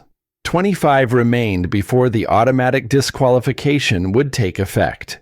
He called Caldwell from the parking lot of his apartment building. I can be back by 6 tomorrow morning. I have 23 hours remaining on the absence limit. You have 4 assessments to complete in that window. The schedule cannot be adjusted. Then I will complete 4 assessments, whatever it takes. Silence on the other end of the line, the particular quiet of someone weighing options that all carried costs. Holden, what you are proposing is not impossible, but it is close. The assessments are designed to be completed over 2 days with rest periods between them. Compressing them into a single session will push you to limits that most recruits cannot handle, even when they are fresh. I understand. Do you?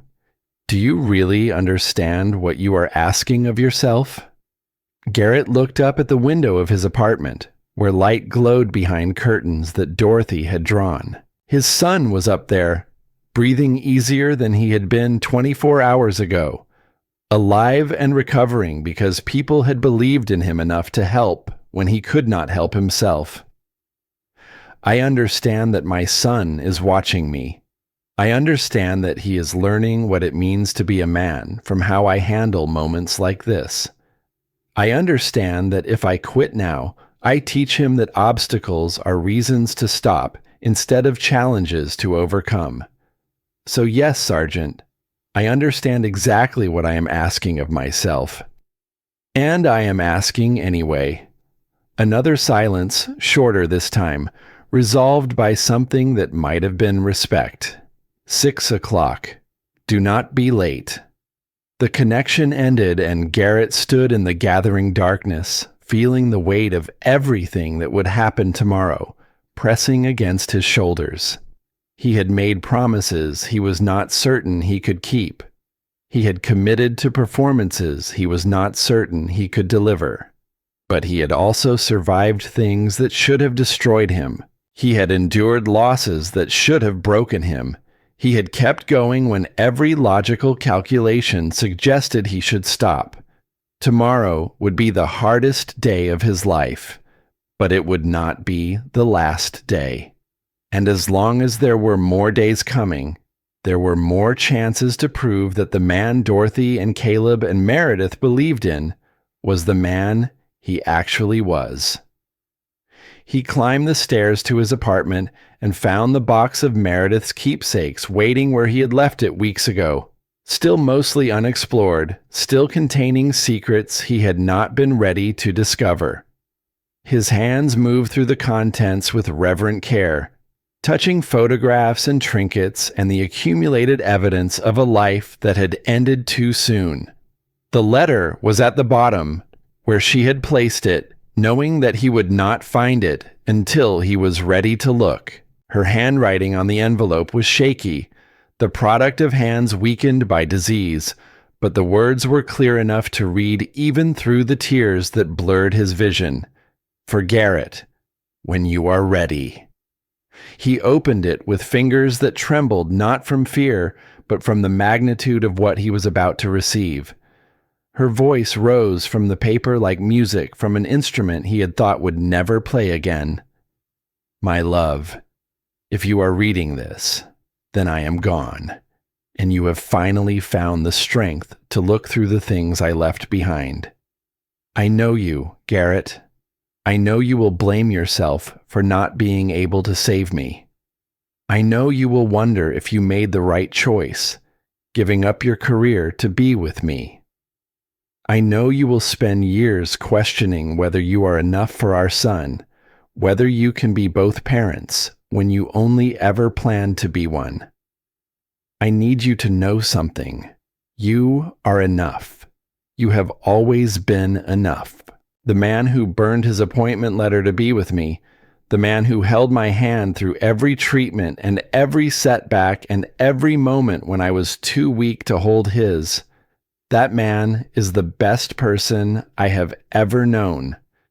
But Garrett, I need you to do something for me. I need you to stop surviving and start living again. I need you to go back to the work you were meant to do. I need you to put on that badge and protect people who cannot protect themselves, not because I am asking you to, but because that is who you are. Caleb needs a father who is happy, not just a father who is present. He needs to see you doing something that matters, something that fills you with purpose instead of just filling your days. He needs to know that the man his mother loved was not broken by losing her. So finish what you started, my love. Become the officer you were always meant to be. And when you do, know that I am watching. Know that I am proud. Know that every person you help, every life you protect, every moment you choose courage over fear, I am right there beside you, loving you the way I always have and always will. Forever yours, Meredith Garrett read the letter 3 times before carefully folding it and placing it in the pocket closest to his heart. The tears had stopped somewhere during the second reading, replaced by something harder and brighter and more durable than grief. She had known. Even in her final weeks, fighting a battle she could not win, she had understood what he would need to hear and when he would need to hear it. She had planted this letter like a seed in the box of her belongings, trusting that it would grow into something strong enough to support him when the weight became too heavy to bear alone. He set his alarm for 4:30 and lay down on the bed they had once shared, her letter pressed against his chest, her words echoing in his mind.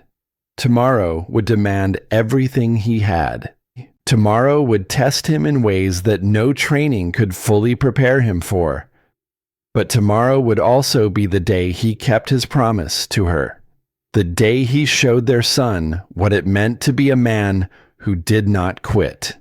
The day he finished what he had started, not because it was easy, but because it was right. Sleep came eventually, deep and dreamless, the rest of a man who had finally found his way back to himself. The facility gates opened at 5:45 in the morning, and Garrett was already waiting. His truck sat in the empty parking lot with its engine cooling, the drive from Denver completed in darkness that was only now beginning to soften at the edges. He had slept 4 hours, eaten a breakfast he could not taste, and kissed his son goodbye while the boy was still dreaming of things that 8-year-olds dream about. Caldwell met him at the entrance to the main building, 2 cups of coffee in his hands, his face showing the particular exhaustion of someone who had also sacrificed sleep for duty. 23 hours and 14 minutes remaining on your limit.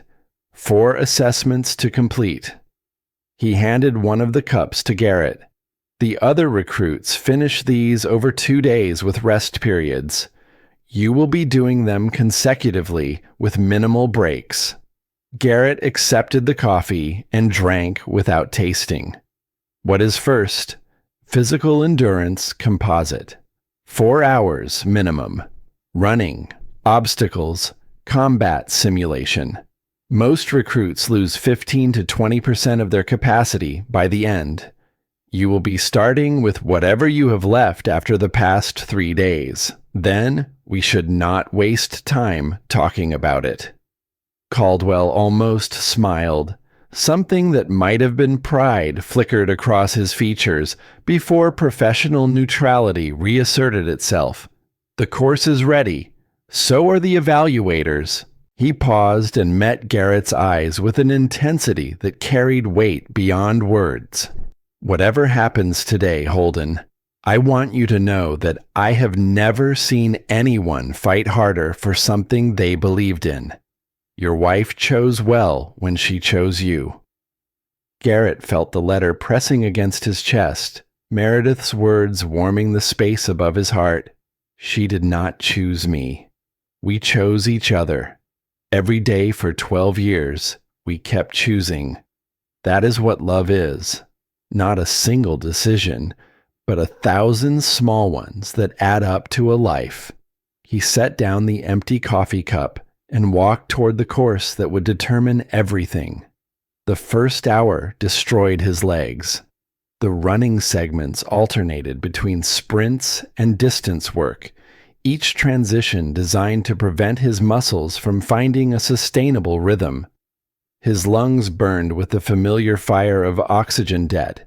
His heart pounded against ribs that felt increasingly inadequate to contain it. Around him, the empty course stretched in all directions.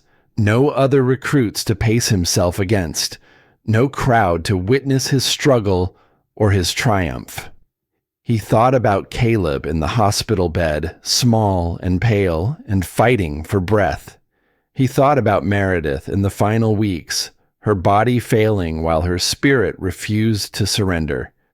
He thought about Dorothy pressing the envelope into his hands, $12,000 of trust and belief made tangible, Each thought became fuel, converted by some alchemy of determination into the energy required to keep moving forward.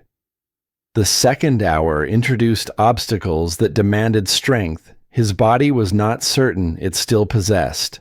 Walls to climb, ropes to traverse, barriers to breach.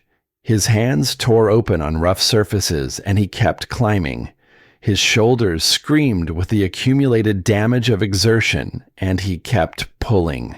His knees threatened to buckle with every impact, and he kept standing. "A man's word is his bond," his father had told him once, standing in Montana fields that stretched to horizons no one owned. When you make a promise, you keep it, not because someone is watching, but because the person you are depends on the choices you make when no one else can see. No one was watching now except the evaluators with their clipboards and their professional detachment. No one would know if he stopped, if he walked off the course, and admitted that some challenges were simply too large to overcome. No one except himself. No one except the ghost of his wife and the future of his son and the man he was trying to become. He kept going. The third hour brought combat simulations, scenarios that required him to engage with trained opponents, while his body operated on reserves it had not known it possessed. He took hits that would have dropped him if he had allowed them to, absorbed impacts that his nervous system registered as demands for immediate cessation. His technique suffered as fatigue accumulated, the precise movements of his training degenerating into something rawer and less elegant. But he did not stop. He did not quit. He weathered every assault and answered every challenge and remained standing when the final whistle blew and the evaluators made their final marks. Caldwell met him at the edge of the course with water and a towel and an expression that mixed concern with something that looked remarkably like awe. 93% retention. Most recruits finish at 75 on a good day. He shook his head slowly. "How are you still standing?" Garrett accepted the water and drank until his stomach threatened revolt. "I do not have permission to fall." The second assessment began 30 minutes later, before his muscles had finished complaining about the first. Team tactics simulation, the same type of coordinated building clearance he had completed days earlier, but this time configured with additional complexity and elevated stakes. His teammates were other recruits who had been pulled from their regular schedule to participate, their faces showing confusion about why they were here and who this exhausted man was who would be leading them. Nolan Briggs was among them, his presence a small mercy in a day that had offered few. The younger man took position at Garrett's shoulder without being asked, his body language communicating support that words would have made awkward. The building was larger than the previous simulation, 3 stories of interconnected rooms and corridors populated with actors whose instructions included testing every weakness the team displayed. Garrett moved through the entry procedures with the methodical precision that exhaustion had not managed to erode, his voice steady as he called out positions and assignments. "Slow your breathing. The building will still be here in 5 seconds. Take the time to see what you are looking at before you decide what to do about it." The team moved as a unit, each member responding to Garrett's directions with the trust that competence inspires. They cleared rooms and secured corridors and managed contacts with efficiency that surprised even the evaluators watching through cameras mounted in every corner.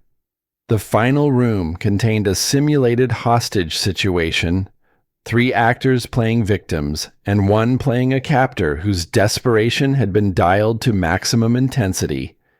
Garrett entered first, his weapon raised, his eyes absorbing details that would determine how the next 30 seconds unfolded. The captor held a knife to the throat of the primary hostage, his face contorted with the theatrical fear that the scenario required. The other two victims cowered in corners, their positions creating complications that a less experienced operator might have overlooked. Garrett lowered his weapon and raised his empty hands. "I am not here to hurt you. I am here to make sure everyone walks out of this room alive, including you." The dialogue that followed lasted 8 minutes, each exchange building on the previous one, each response calculated to reduce tension rather than escalate it. He spoke about choices and consequences, about the difference between moments that could be survived and decisions that could not be undone.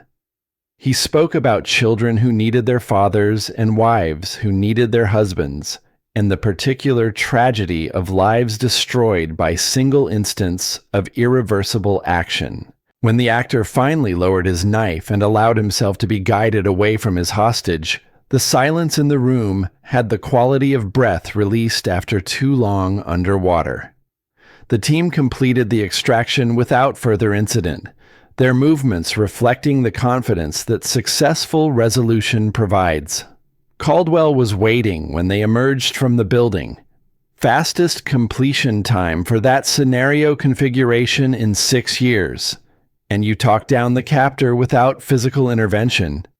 He made a note on his clipboard. 2 down. 2 to go. How are you holding up? Garrett's legs trembled with the effort of remaining vertical. His arms hung at his sides like weights attached to shoulders that had forgotten how to carry them. His vision had developed a slight blur at the edges that suggested his body was beginning to prioritize which systems received its dwindling resources. I am still standing. For now.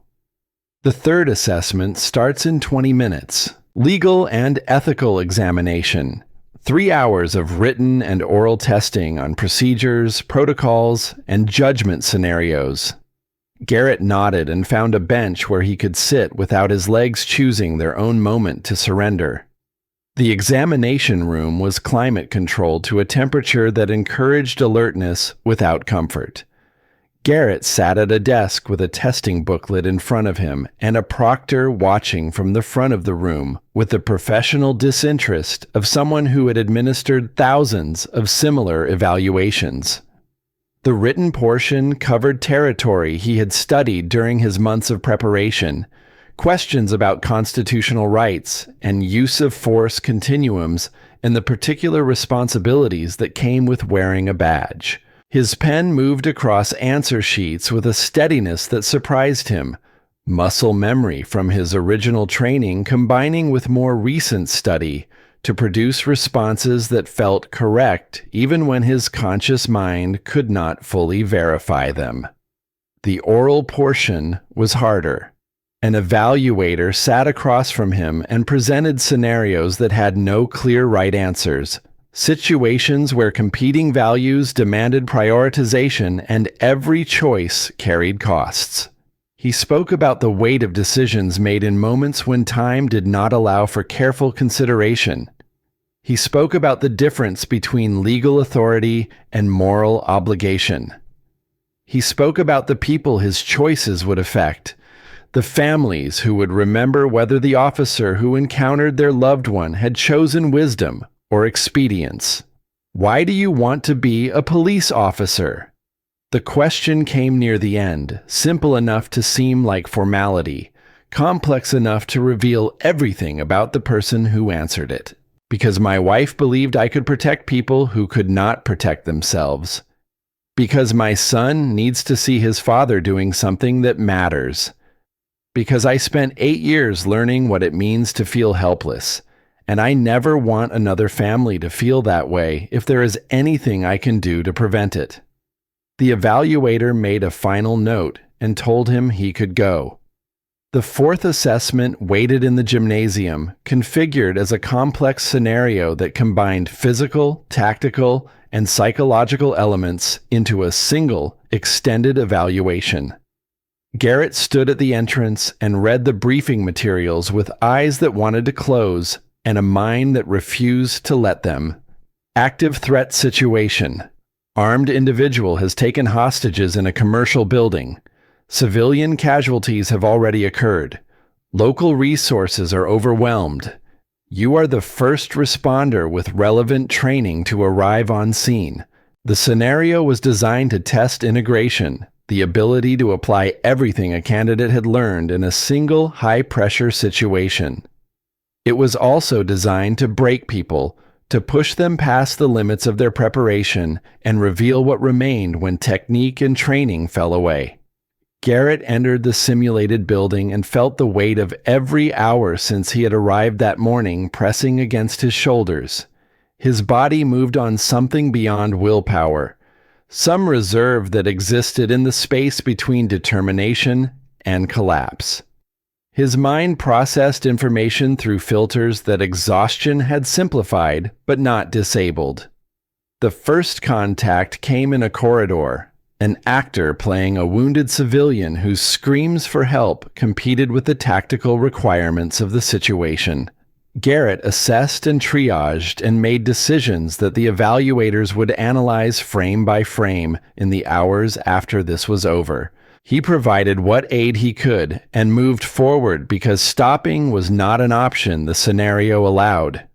The second contact was hostile, an actor with a simulated weapon whose instructions included testing whether Garrett could distinguish threat from distraction. The exchange lasted 12 seconds, resolved through positioning and verbal commands that created compliance without violence. Another evaluation point passed. Another obstacle overcome. The central chamber contained the primary scenario, a recreation of the hostage situation described in the briefing but more complex than any written description could convey. 3 actors played hostages in various states of distress. One actor played the armed individual, his performance calibrated to the edge of what training simulations typically allowed. Garrett entered the room and felt time slow to the rhythm of his own heartbeat. The hostage taker was young, barely older than the recruits Garrett had been training alongside. His face showed the particular fear of someone who had made choices that had spiraled beyond his control, someone looking for a way out of a situation that seemed to offer none.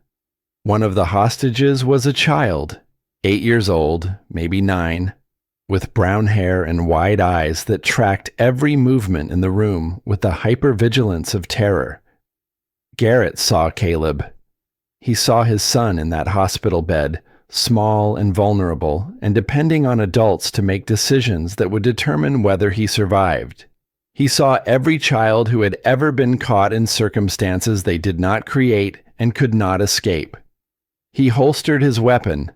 The evaluators watching through cameras would question this decision.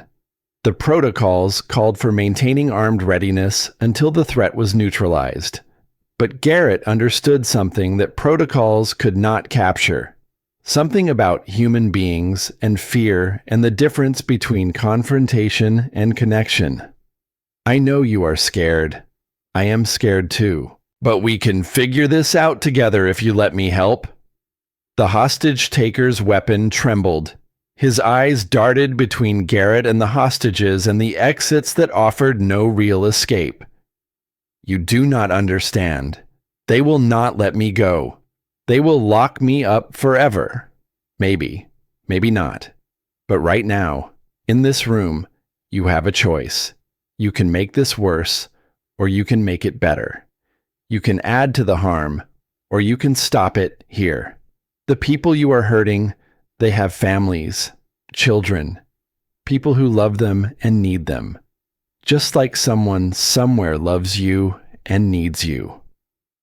The trembling increased, the weapon lowered by inches. Garrett took a step forward, his hands open and visible. I spent 3 days in a hospital watching my son fight for breath. 8 years old. Asthma so bad he almost did not make it.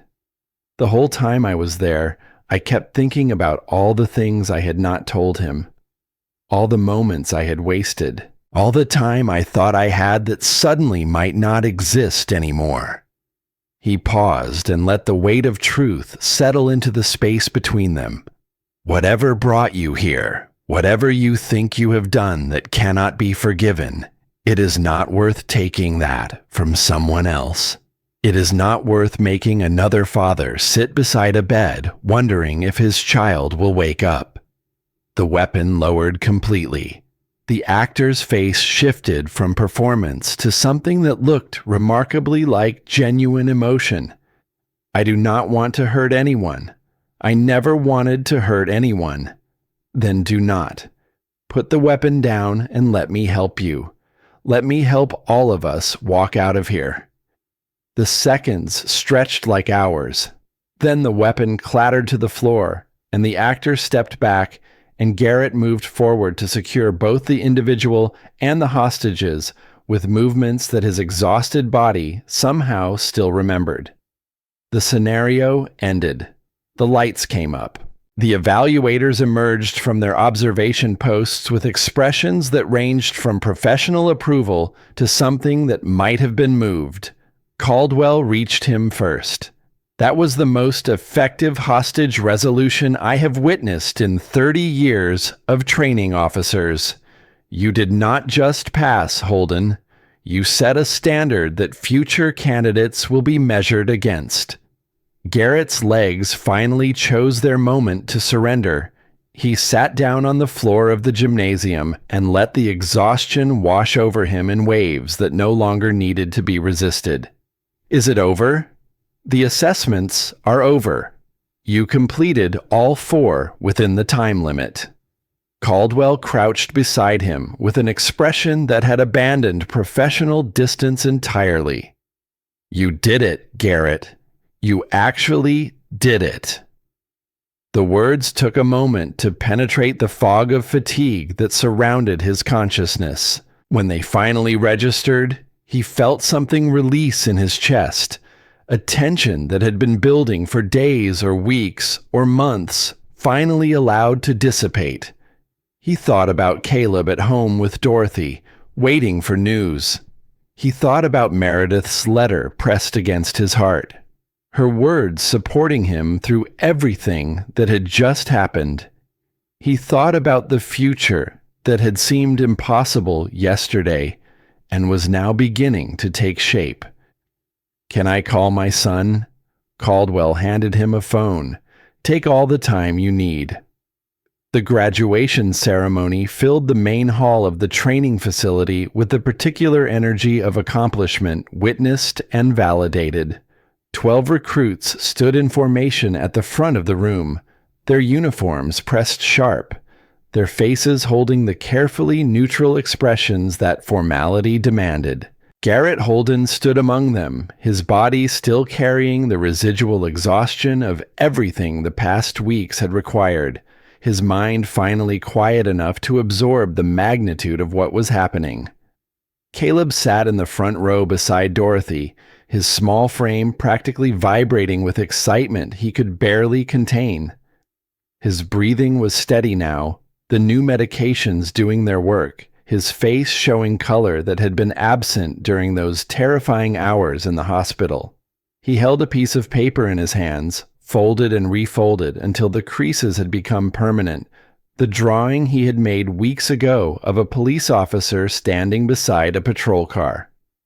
Lieutenant Governor Catherine Ashworth delivered the keynote address from a podium decorated with the state seal, her words carrying the weight of office and the particular resonance of someone who understood that ceremonies like this meant something beyond their formal functions. She spoke about service and sacrifice, about the covenant between those who wore badges and those who depended on them, about the particular courage required to run toward danger when every instinct demanded retreat.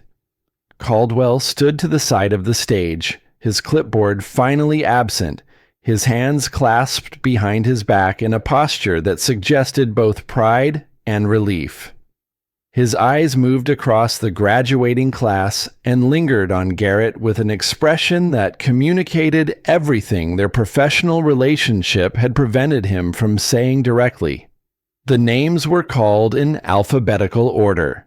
Each recruit stepped forward to receive their badge and certificate, the ritual repetition building towards something that felt increasingly inevitable.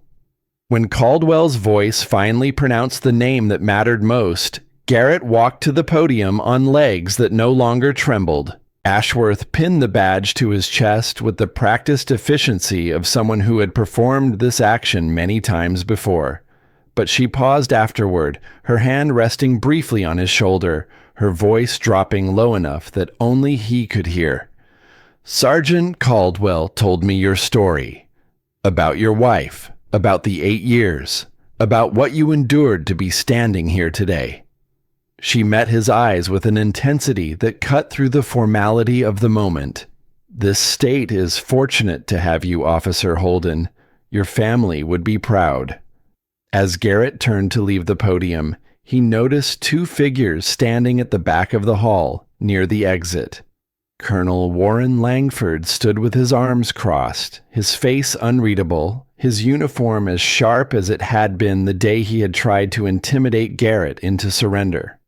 Beside him, Spencer watched the ceremony with an expression that mixed resentment with something that might have been reluctant acknowledgement. Caldwell had mentioned it during the morning briefing. The colonel's intervention had not gone unnoticed. An internal review had been opened regarding his attempts to influence recruit evaluations. Nothing official yet, but the kind of scrutiny that men like Langford spent their careers avoiding. His presence here was not celebration. It was reconnaissance. It was the recognition that some battles, once lost, changed the landscape permanently. Garrett met the colonel's gaze across the crowded room. He did not smile. He did not gloat. He simply held the look for 3 seconds, then turned away and walked back to his place in formation. Some victories did not require words. Some defeats did not require acknowledgement. The badge on his chest said everything that needed to be said. When he glanced back toward the exit a few minutes later, the Langfords were gone. Garrett returned to his place in formation and felt the weight of the badge against his chest, the metal warming to his body temperature, becoming part of him in ways that transcended the physical. Behind him, he heard Caleb's voice cut through the applause with the uninhibited joy that only children can produce. "Dad, you did it. You really did it." The ceremony concluded with handshakes and photographs and the gradual dissolution of formality into celebration. Travis Kincaid found Garrett near the refreshment table and extended his hand with an expression that held no trace of the antagonism that had marked their first encounter. "You taught me something important, Holden, about what strength actually means. I thought it was about being bigger or faster or more aggressive than everyone else. But watching you these past weeks, I realized that real strength is something else entirely. It is about not breaking when everything tries to break you." Nolan Briggs appeared at Garrett's other shoulder, his own badge gleaming new against his uniform. "I would have quit in the first week if you had not helped me. Every time I wanted to give up, I thought about what you said, about panic not helping, about trusting the process." He grinned with uncomplicated happiness. "We made it, Garrett. Both of us." Caldwell approached as the other recruits dispersed toward their families. "You have been assigned to the Community Police Unit in Denver, neighborhoods where people do not always trust officers, places where your particular skills will make the most difference." He paused and something softened in his weathered face. "It is where I started, 40 years ago. Where I learned that this job is not about the uniform or the authority. It is about the people you serve and the difference you make in their lives." Garrett nodded, understanding the gift he was being given. "Thank you, Sergeant, for everything." Caldwell shook his hand one final time. "Thank your wife, She is the one who made you into the man standing here today. You just had to remember who that man was. The drive home took longer than usual because Garrett stopped at the cemetery where Meredith rested. Caleb walked beside him through rows of headstones until they reached the marker that bore her name and the dates that bracketed a life ended too soon. Garrett knelt and placed his badge on the cold stone. I finished what I started, Mare. Just like you asked. Just like you always believed I would. He traced his fingers across the letters of her name carved into stone. You taught me that love is not about holding on. It is about letting go of everything except what matters most. He felt Caleb's small hand slip into his own. Our son is going to be okay. We are both going to be okay. Caleb's voice was quiet but steady. Mom always said you were the bravest person she knew. Now everyone else knows it too. They stood together in the fading afternoon light, father and son, connected by loss and love and the unbreakable bonds that death could strain but never sever. The badge rested against the headstone like a promise kept, like a story finally reaching the ending it deserved. 6 months later, Officer Garrett Holden patrolled streets where children recognized his car and waved as he passed. He stopped to talk with elderly residents who remembered when police officers were neighbors rather than strangers. He mediated disputes and diffused tensions and demonstrated daily that authority exercised with compassion was stronger than authority exercised with force. Caleb thrived on medications that insurance now covered, his laughter filling their small apartment with sounds that had been absent for too long. Dorothy came for dinner every Sunday, her presence completing a family that had been rebuilt from fragments of loss and hope. The first thing Garrett had done with his signing bonus was write Dorothy a check for $12,000. She had tried to refuse it, had pushed the envelope back across her kitchen table with the stubbornness of a woman who believed gifts should flow in only one direction.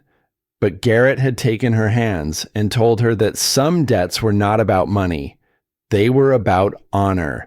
They were about proving that the trust she had placed in him had not been misplaced. She had cried then, the way she had not allowed herself to cry since the day Tom's partner had knocked on her door 30 years ago. And Garrett had held her the way a son holds a mother, understanding finally that family was not just blood. It was choice. It was showing up. It was the people who believed in you when belief required more courage than doubt. The check sat in a frame on her wall now, uncashed, a reminder that some things mattered more than the numbers written on them. One autumn evening, Caleb handed his father a school assignment. The topic was simple: write about someone you admire. Garrett expected his son to choose a sports hero or a famous figure. Instead, he found his own name at the top of the page. My dad is my hero. Not because he wears a badge or drives a police car. He is my hero because he never gave up. When my mom got sick, he stayed with her every day. When she died, he cried, but he kept taking care of me. When people laughed at him, he showed them they were wrong. When I got sick, he was there. He is always there. My mom told me once that heroes are not people who never fall down. Heroes are people who always get back up. My dad gets back up every time. That is why he is my hero. Garrett set the paper down and pulled his son close. Through the window, the last light of day painted their small apartment in colors that felt like promise. Some people measure life in years, or wealth, or titles. Garrett Holden measured his in moments like this one, in the steady breathing of a healthy child, in the weight of a badge that represented promises kept, in the knowledge that somewhere beyond the boundaries of the visible world, a woman who had believed in him was watching. He had not just survived the past 8 years. He had become the man she always knew he could be. And that man would never quit.